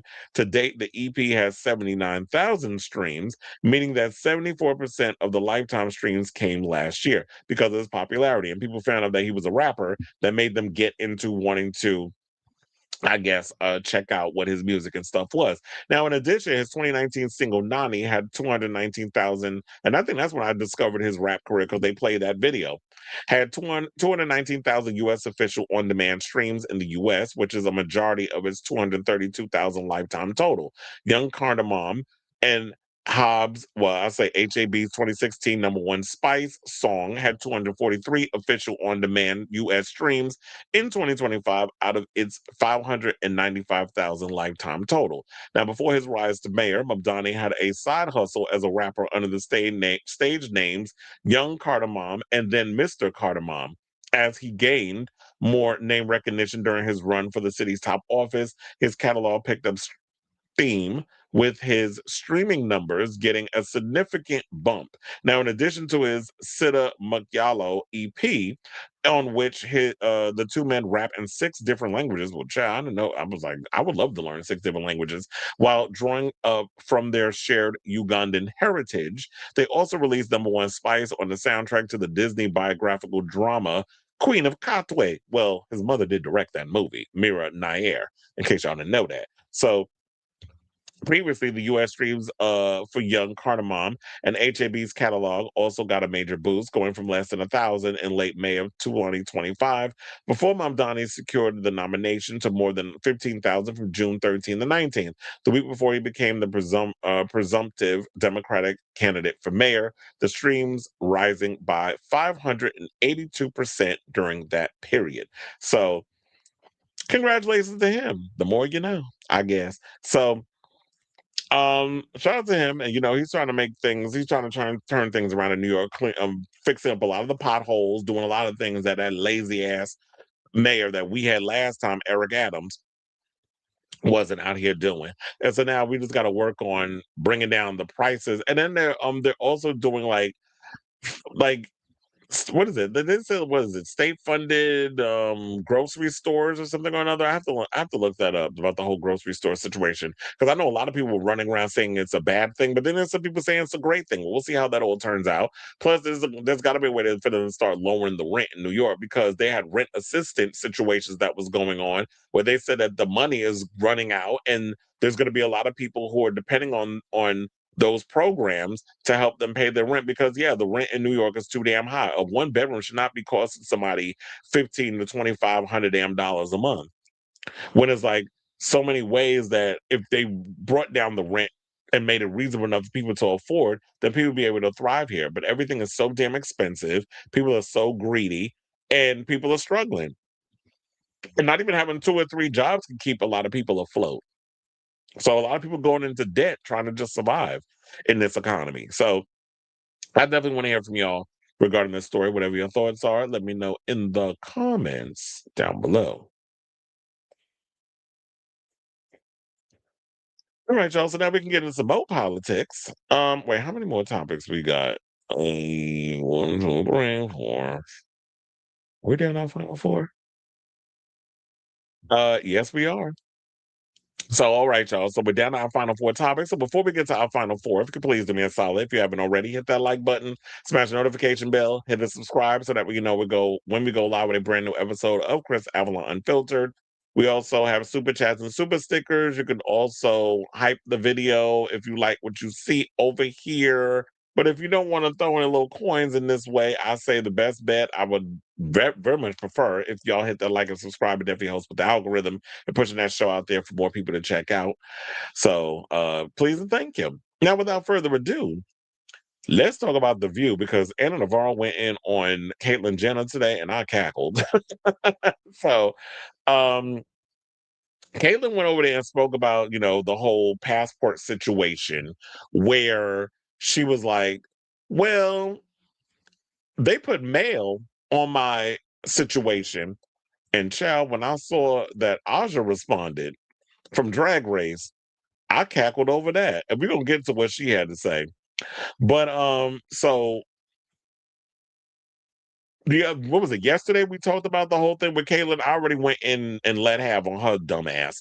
So if y'all want to see that roast, you can definitely go ahead and check that out on the channel. Well, I have it like a separate little video that I posted up. Definitely check that whole thing out. I'm not going to reheat my nachos from yesterday. Y'all can just go back and listen to that. But now, days after Navarro initially criticized on social media Jenner's recent interview with Tommy Lauren, in which she criticized the Trump-backed policy, the Republican panelist reiterated her frustrations on Monday, that's today's episode of the talk show. So I have the clip because I think like it's better just hear her say it from the horse's mouth. So we're gonna play that clip. We're gonna come back after the clip, and then we are going to talk. Please hold. On Caitlyn Jenner, I'm going to quote trans advocate Janetta Johnson, who said this in 2015. Jenner is a rich white bitch. She can pay for everything she needs, but I think she now needs to put some of that money back into the transgender community, as she has taken a lot. All these years, we have been abused and battered, yet she has used none of her power to help the community and bring about change. And so, you know, Caitlyn Jenner, girl, cry me a river. Let me play my little violin for you. Transgender, changing the marker on the passports is a executive order that he signed on day one. On day one. So if you think that he didn't know what he was doing, if you think he wasn't fulfilling a campaign promise, because as you say, he absolutely exploited this issue in order to get people to the polls. But I think there's a special place in hell for people who only care about themselves and don't care about the effect on others. If she's saying that this is a safety issue, traveling internationally with the wrong marker on her passport, imagine what the safety issue is for people who are not celebrities, who don't have access to the White House, and who don't have money. Absolutely. She said what she said. I don't think I need to add any more to it. But to go on with the story, Alyssa Farrah Griffin, Conservative View co-host and former Trump White House staffer, called the executive order a stupid policy and cited Euphoria actress Hunter Schafer as an example of someone who has identified as a trans woman since her high school years and arguably looks more female than I do, and whose passport was also changed to include the incorrect gender marker. I think also that who was it? Didn't Adora Delano said that she was having problems with, you know, her passport and stuff as well. And as a drag performer, it makes it harder for a lot of artists to travel to other countries to make money. So then she said, yeah, it's meant to make you feel embarrassed as you go through TSA at the airport. This is what Griffin said. That is not an issue that in any way betters the lives of the American people. But funny enough, T.S. Madison, even though she has F on her passport, said that if they was to go back and change her thing to male or whatever the case, she said it ain't gonna bother me none. I understand that people want to just go through, customs or go through the TSA and not feel bullied or harassed and that sort of thing. I totally get that. Not everybody has the thick skin of a T.S. Madison, so I get it. But there's some people like, you know what? Fuck them hoes. I'm going to still live my best life and I'm going to still do me, regardless of how people treat me. But then you also got to worry about that safety is important. And we know that when you ratchet like Maddie, she's able to defend herself or fight or whatever the case is. But you never know what you're going to run into when you go into certain other countries and what their policies are. So now Whoopi also took aim at Trump during the Hot Topics chat, telling viewers that she just wants Trump to do what's right. Please, that'll never happen because that man mind bad. They said to do what's right for the country and for our people through his policies. Well, he's already caused so much damage. There's no turn. He won't be able to turn back now. Now, but she said, we're the people that pay the taxes when he doesn't. I added that when he doesn't. We're the people that sit and watch when you destroy our house. You're going to come to us and you want more money. There has to be a give and take. And so far, this feels like a lot of take to me. Well, that's all he is. That's what thieves do. They just take, take, take, take, take. But then Aja Miyake Mugler took to social media after Pop Crave posted the following. They said Caitlyn Jenner revealed she could no longer travel internationally after her renewed passport was returned with a male gender marker under Trump's passport policy. She wrote a letter to Trump asking for help, but has yet to receive a response because they don't give a fuck about you. And what she said, that's funny. Mine says F till 2035. Guess when you vote for evil, evil finds you. And so she's absolutely right about that. And it's like, yeah, if this is the game you're going to play stupid games, win stupid prizes. And now because it's affecting your selfish ass, and that's why I do agree with her when she says when you only think about yourself. There's a special place in hell for people who only think about themselves and their own situation, because that's what she's upset about. She's upset that this is affecting her, because if it came down to everybody else, she don't give a fuck. Which kind of gets me wondering, just because you change your gender don't necessarily mean you change your soul or who you are on the inside. So maybe back when she was Bruce, she was this way too. But now we just seeing a different side, because just because you think that you went from M to F, that all of a sudden you supposed to be treated a different type of way, but you still voting like a damn man. You still got that man mindset, even though on the outside you trying to look like the Timo equivalent of Jessica Lange. So um I say all this to say, what do you guys think of this story and what Anna Navarro had to say? I 1,000% agree with what she had to say in regards to that situation. It's like you can't just go out here and vote for negative things because all you care about is your tax breaks or whatever the case is. And I'm thinking about, okay, so you vote for that. You're a one policy voter, but you ain't thinking about all the other things that was going to come with that. And as a trans woman, you thought that you was going to be safe because you live in your little house in Calabasas and you wasn't going to be affected by any of this man's policies because you voted Republican. You thought you was exempt, ma'am. They don't see it for you. I mean, they'll see it for you in secret when they got their little fetish. They didn't want to hunt you. Hence, what the stuff that was coming out about Christy Nome and her husband Brian, and the hypocrisy around that, and the fact that they got all these damn drug addicts. When you got bug-eyed Cash Patel suing people over his alleged alcoholism with honey. Helen Keller could look at your ass and she blind, deaf, and dead and see that you're a fucking alcoholic. So the way that these people just do the mental gymnastics is just sending me, and it's just hilarious. So, girl, play stupid games, win stupid prizes. What I got to say on that. So let me know what you guys think of this story in the comments down below.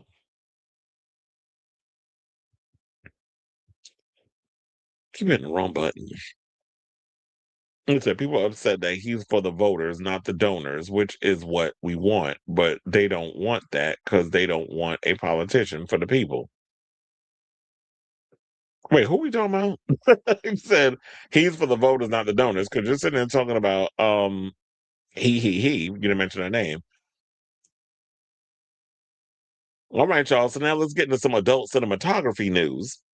And let's talk about Ty Roderick. Now, funny enough, I have no idea who this is, but because it's a part of homosexual news, and it was a stabation that went down, let's talk about it. So apparently Ty Roderick is in the hospital. I believe his mother set up a GoFundMe to help with the bills, because it's like, even though, yeah, you're doing adult cinematography and things, people still got bills and stuff to pay, which goes to show that our healthcare, like when so many people set up GoFundMe's and stuff over medical expenses, it continues to remind us how shitty our medical um situation is. Like our healthcare system, I guess was the word I was looking for.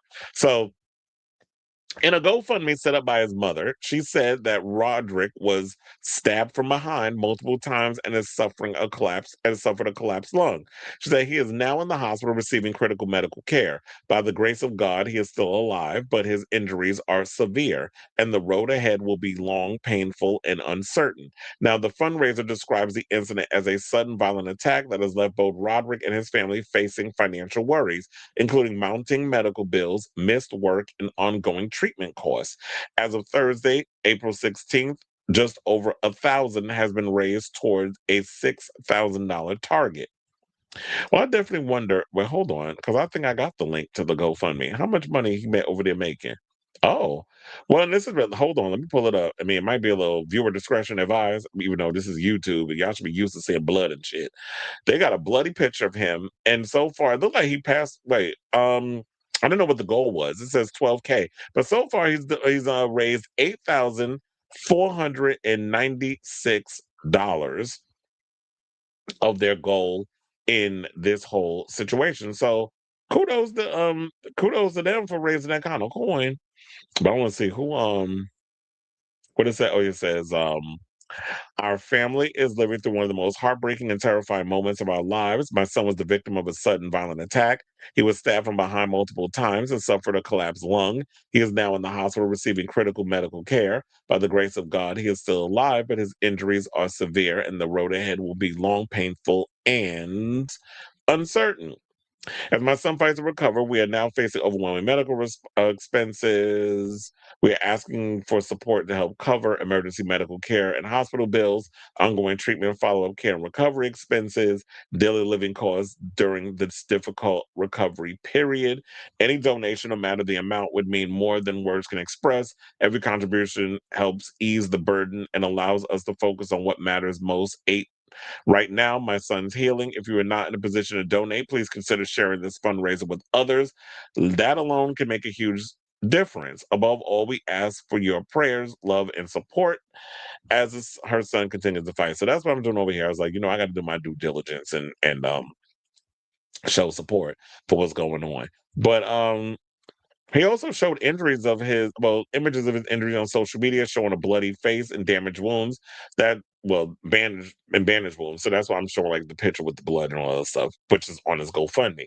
Now, in one post, he pushed back against skepticism surrounding the incident. He's saying, "Guess people think I'm lying. Well, I'm not. Each of these patches are where I was stabbed, twice in the face, and I have a tube in my lung keeping it inflated.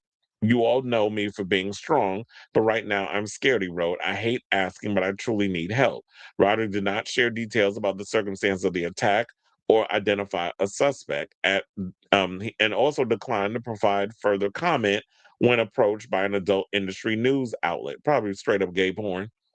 In a later update, he thanked supporters for their messages, writing that the response had helped him cope during an intensely difficult time. What I don't understand is, why didn't you even reveal um what had happened to you, like the details, unless this is an ongoing investigation by the police and they're dealing with whatever the situation is that's going on. So hopefully that's what's happening in this situation. I know that, if you're a part of the adult cinematography industry and they're doing their job trying to cover the story of what happened. I mean, I'm glad you're alive and I'm glad that you're working hard to recover, but I definitely feel like if the details and stuff was put out there, that maybe somebody saw something and the person could be under arrest or whatever the case is. I just hope that the trial, whatever what's happening with this case, things get dealt with. So shout out to you, sir.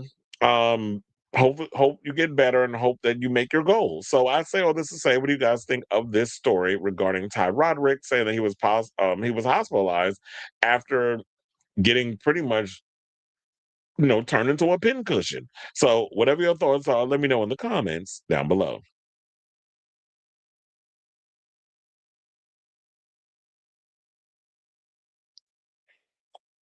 We don't like your ugly ass either. So you can burn in hell. I hope if somebody stabs you in your fucking throat, so you won't be able to have the ability to speak. So wanted you to hear that before I blocked you. I said, handsome man. I was like, we don't do that homophobia up in here. You're not going to get out alive, not with this mouth. So,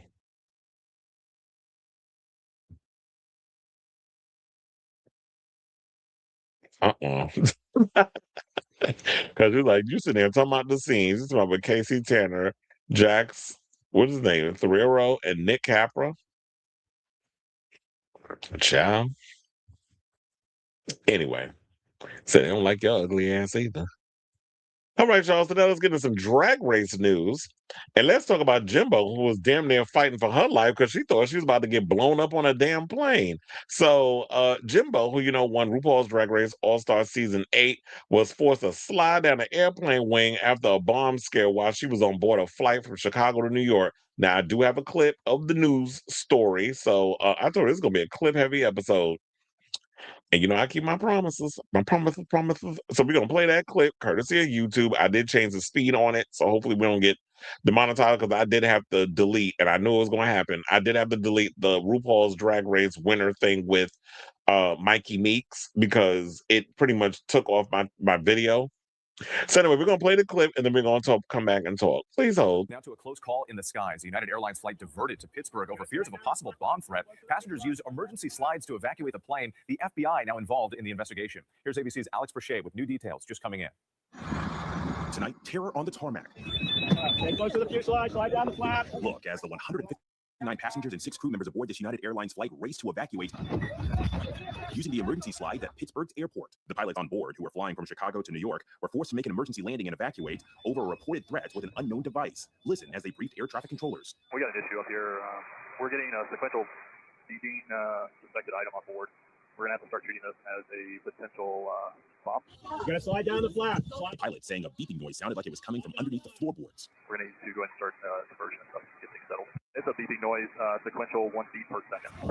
The plane diverting to Pittsburgh, where the Allegheny County Police had its bomb squad waiting to inspect the 737 jet. Tonight, the Allegheny County Police say they have completed the search of that plane and found nothing. The flight was back in the air. It landed safely in New York just moments ago. Encouraging news there. Alex Roche with those new developments. Thank you. All right. Well, there's that. Okay, let me change over to the picture. I was like, where to go? Oh, there she is. So, of course, I mean, that's the latest detail on what had happened in that situation. But Jimbo did speak out in regards to what happened in that situation. So she said it was so terrifying. This is what she exclusively told EW after the incident, which she previously updated fans on through her Instagram story, where she called the ordeal really scary and thanked fans for all the messages and all the love in the aftermath. That's why I said I ain't taking no plane until after this administration is gone. A United States flight from Chicago to New York City landed in Pittsburgh Saturday in order to address a potential security concern, and passenger evacuated the aircraft safely via slides. The statement continued, adding that passengers boarded a different aircraft to New York after around 4:24 p.m. local time, with no injuries reported from the 159 passengers and 6 crew on board. Now, Jimbo, who currently is touring in character as her Snatch Game winning impersonation of Joan Rivers. You think Lucy LeDuc is mad about that? Tells EW that passengers were initially asked to deplane before the aircraft took off from Chicago, but were eventually allowed back on the flight. Saying, quote, randomly, all of a sudden, the pilot was like, okay, when we command you to brace, everyone needs to brace. Practice your brace positions right now, the Canada's Drag Race alum recalls. We all start bracing. I start praying. When the flight eventually landed in its diverted stop in Pennsylvania, everyone is clapping because everyone thought we were dying. What a way to go, Cher. As soon as people clap for 5 seconds, they're like, run, run, go, go. So everyone starts running for the exits. I literally run out onto the wing, she continues, adding that passengers had to just hop out onto the wing. They're like, run. I'm like, where the fuck do I run? Now, Jimbo was initially appeared on Canada's Drag Race Season 1 before returning to win All-Stars 8 in 2023. Remembers everyone screaming and eventually says she had to slide down a wing to reach the ground. Now, in broadcast news coverage of the incident, which I already played, y'all, Jimbo could be seen rushing to leave the aircraft and sliding, that was with the blonde hair, and sliding across the wing and running across the field to safety. ABC News reported that the pilots heard the beeping on board and blah, blah, so on and so forth. So we don't need to go into that. I'm just glad everybody's okay. I'm glad nobody died. Like, apparently people died at Stonewall, according to certain queen. Then they had to be, nobody died at Stonewall, honey. So,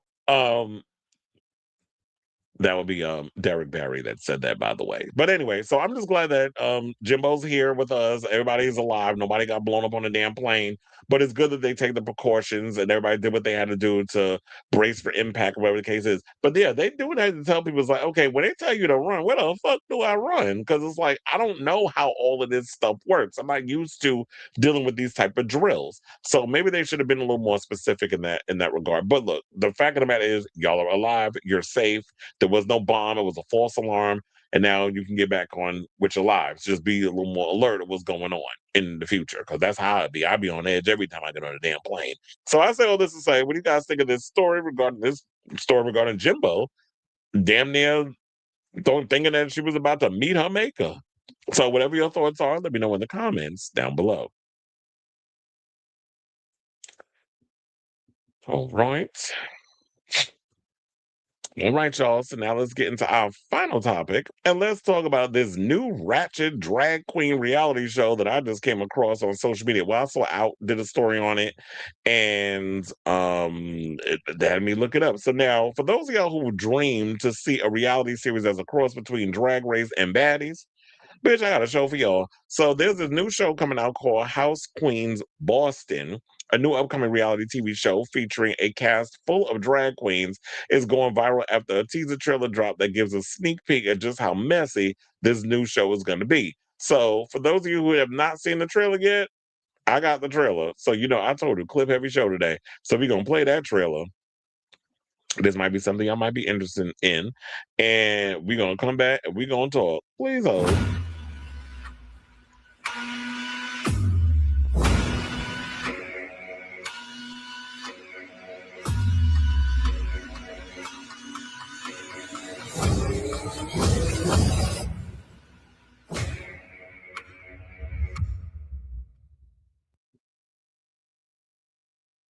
It's definitely giving Zeus Network.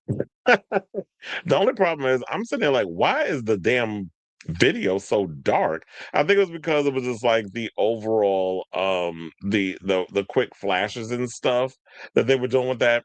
I was like, it looks relatively interesting. And I was like, do we need something like this on our screens? But look, I've been out here complaining for the longest. We need something else that's different from Drag Race. Yeah, we got Drag Race, we got Dragula, we got Camp Wanakiki, we got all these other little shows. But we need to show a variety of things. And I know some people are saying like we need something that's like a cross between Big Brother and stuff like that. I'm like, yeah, we can incorporate that, but why I got to result to fighting? But look, as long as we got something else out there, I guess this is what we're going to have to settle for. So the first season of the show, House Queens Boston, will be set in Beantown and will feature 8 local drag queens living in a house together. There hasn't been much information about the show, but it's hard to tell exactly what each episode will be like. And there will it, but it said, but there will be challenges in survivor style strategy and shifting alliances. 2 teaser trailers were released over the weekend, introducing the cast members and giving audiences a taste of the kind of messy drama the show has in store. The show's tagline is "Drag is now a contact sport." Now that's funny. And from the looks of it, the queens won't just be reading each other for filth; they'll be throwing punches too. So, their Instagram page, hold on, had this, and this I guess are wait, I don't think I oh wait, hold on, let me add it to the stage. But there that is. So I don't know if you can see the queens and stuff. In that case, there's a Cara Girl or Lava Girl, Pierce LaVille, Big Atlas, Larissa Montez, Arson Adams, Izzy Ready, Binks, Chanel the Angel. And so there's about 8 girls on the show. It'll be interesting to see how this whole situation turns out. Um, and so is it going to be I just want to know where they're going to show it. So we don't even know when they're going to premiere the show. They said it's going to air sometime in the summer. They said it's a fake reality TV original. So was it a fake reality show? Or is it just that's what y'all calling it? And they said it will air on YouTube and the Indie Channel's Patreon account. So it kind of reminds me of Karan. I don't know if y'all know of him and stuff, but like where he had like Bad Boys or whatever. And Justin Rosa was on there, his little cute self. He's still on there doing his little fitness videos.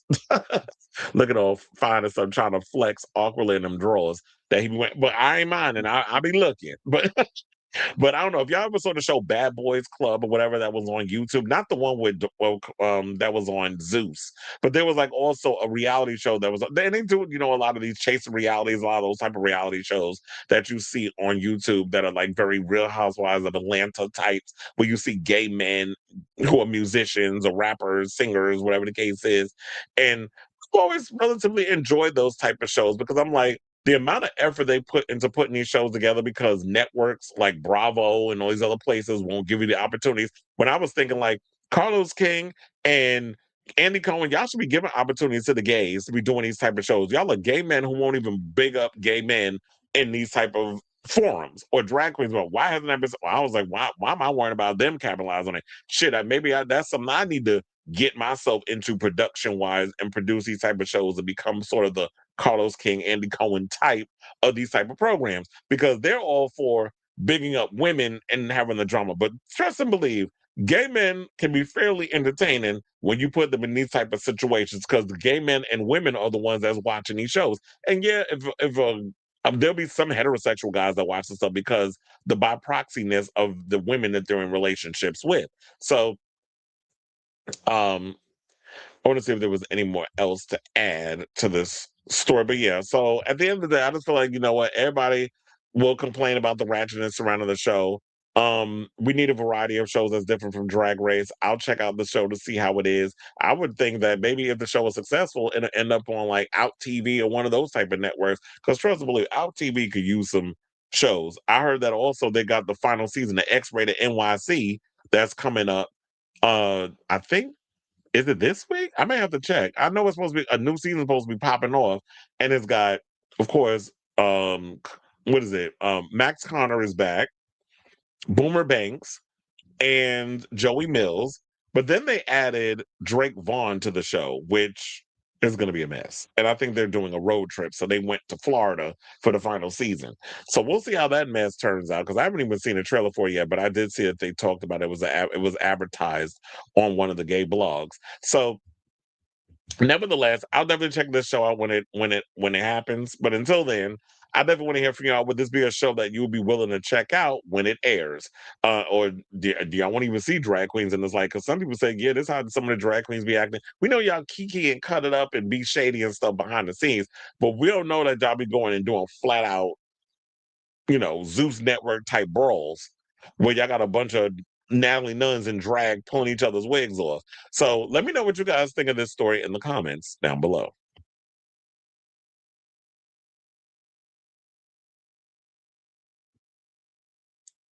When I was on Bigo, one of my house mothers was on one of these low budget shows before I met her. Plain Jane was on the same network around the same time.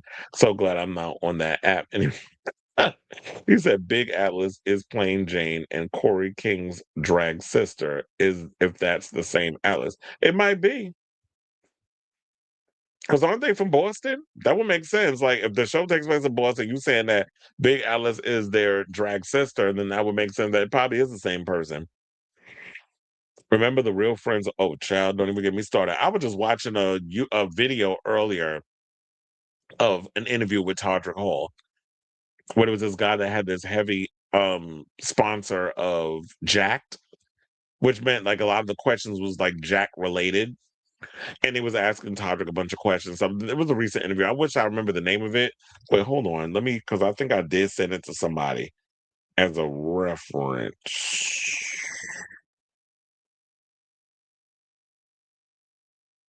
Hold on, where'd she go? This is why I hate. Oh yeah, it was called. Before we get into the Todrick Hall gets real about dating, race, and internet backlash. And this is from at Black Gay Agenda. So if y'all want to go over there and watch that interview, be my guest. Black Gay Agenda on YouTube. So yeah, that's what it reminded me of when you posted Real Friends of WeHo. And you said when everyone dragged it because no one wants to watch a bunch of rich homosexuals live their housewife fantasy and they didn't even know each other either. I think if you put the show together, if you put the show together the right way, where you have a bunch of personalities that happen to be a part of the LGBTQ community and there's conflict, people will watch. I just felt like the show Real Friends of WeHo just wasn't authentic, and that's why it turned a lot of people off. I mean, of course, they'll take that as, well, nobody wants to see something like that. What happened to X-Rated LA with that pansexual adult star? Oh, you're talking about the one that moved from New York to LA? I think that nobody liked that show, so it didn't. I don't think it did well. Because yeah, when they went to LA, it wasn't that good of a show. NYC actually was the better show. But this is going to be their final season of them doing that show, of the NYC one. You put yourself through a Todrick Hall interview. I was putting my show together, so it was on the background. And I was like, yeah, let me watch it. tell me why I was doing a deep dive of the Real Friends a week. There's a deep dive that you could do on that show. A few weeks back, I found out the Singaporean made a whole video essay about child. Yeah, how you doing a whole citation on it? Because a lot of these people are damn, I need a phrase for it. That people that just want to jump on a bandwagon of creating content for the sake of creating content and don't really engage in that world. Like, y'all know I watch Drag Race, so we're going to talk about it on the show. Like, I'm not just going to jump on a bandwagon because, this is the popular thing. And it's like, we're friends of WeHo because of some of the people that was on the show. I was like, okay, it's Drag Race. I'm gonna check it out. I didn't even know the show was happening or the show was even a thing until I went to the red carpet premiere. Which was that? The season with Sasha Colby, right? What was that, season 15? So 16, one of them. It don't matter. The season with Sasha Colby was on it. So that was the one that I went to, that big premiere. That was like at a big spot that we had that at. And then they showed the episode in a theater, which I didn't get a seat, so I had to miss on it because we had to go upstairs. It was like a theater that they actually showed it in. And that's when Brad Goretzky was there. Everybody was there except the Black Queen, the one that was just acting like he wasn't a homosexual. I'm like, okay, ma'am. What's his name? Dorian? Yeah, her. She was, everybody was there except her. And I was like, why are all these people here? Then kind of found out they was doing a show. And then JWoww was there too, and Snooki. So she isn't a fan of Todrick and proclaimed him as Taylor's. See, now you'd have got the shit slapped out of you. Because he also talked about the whole Taylor Swift situation on how they became friends. Because he talked about that two of his friends was backup singers for Taylor.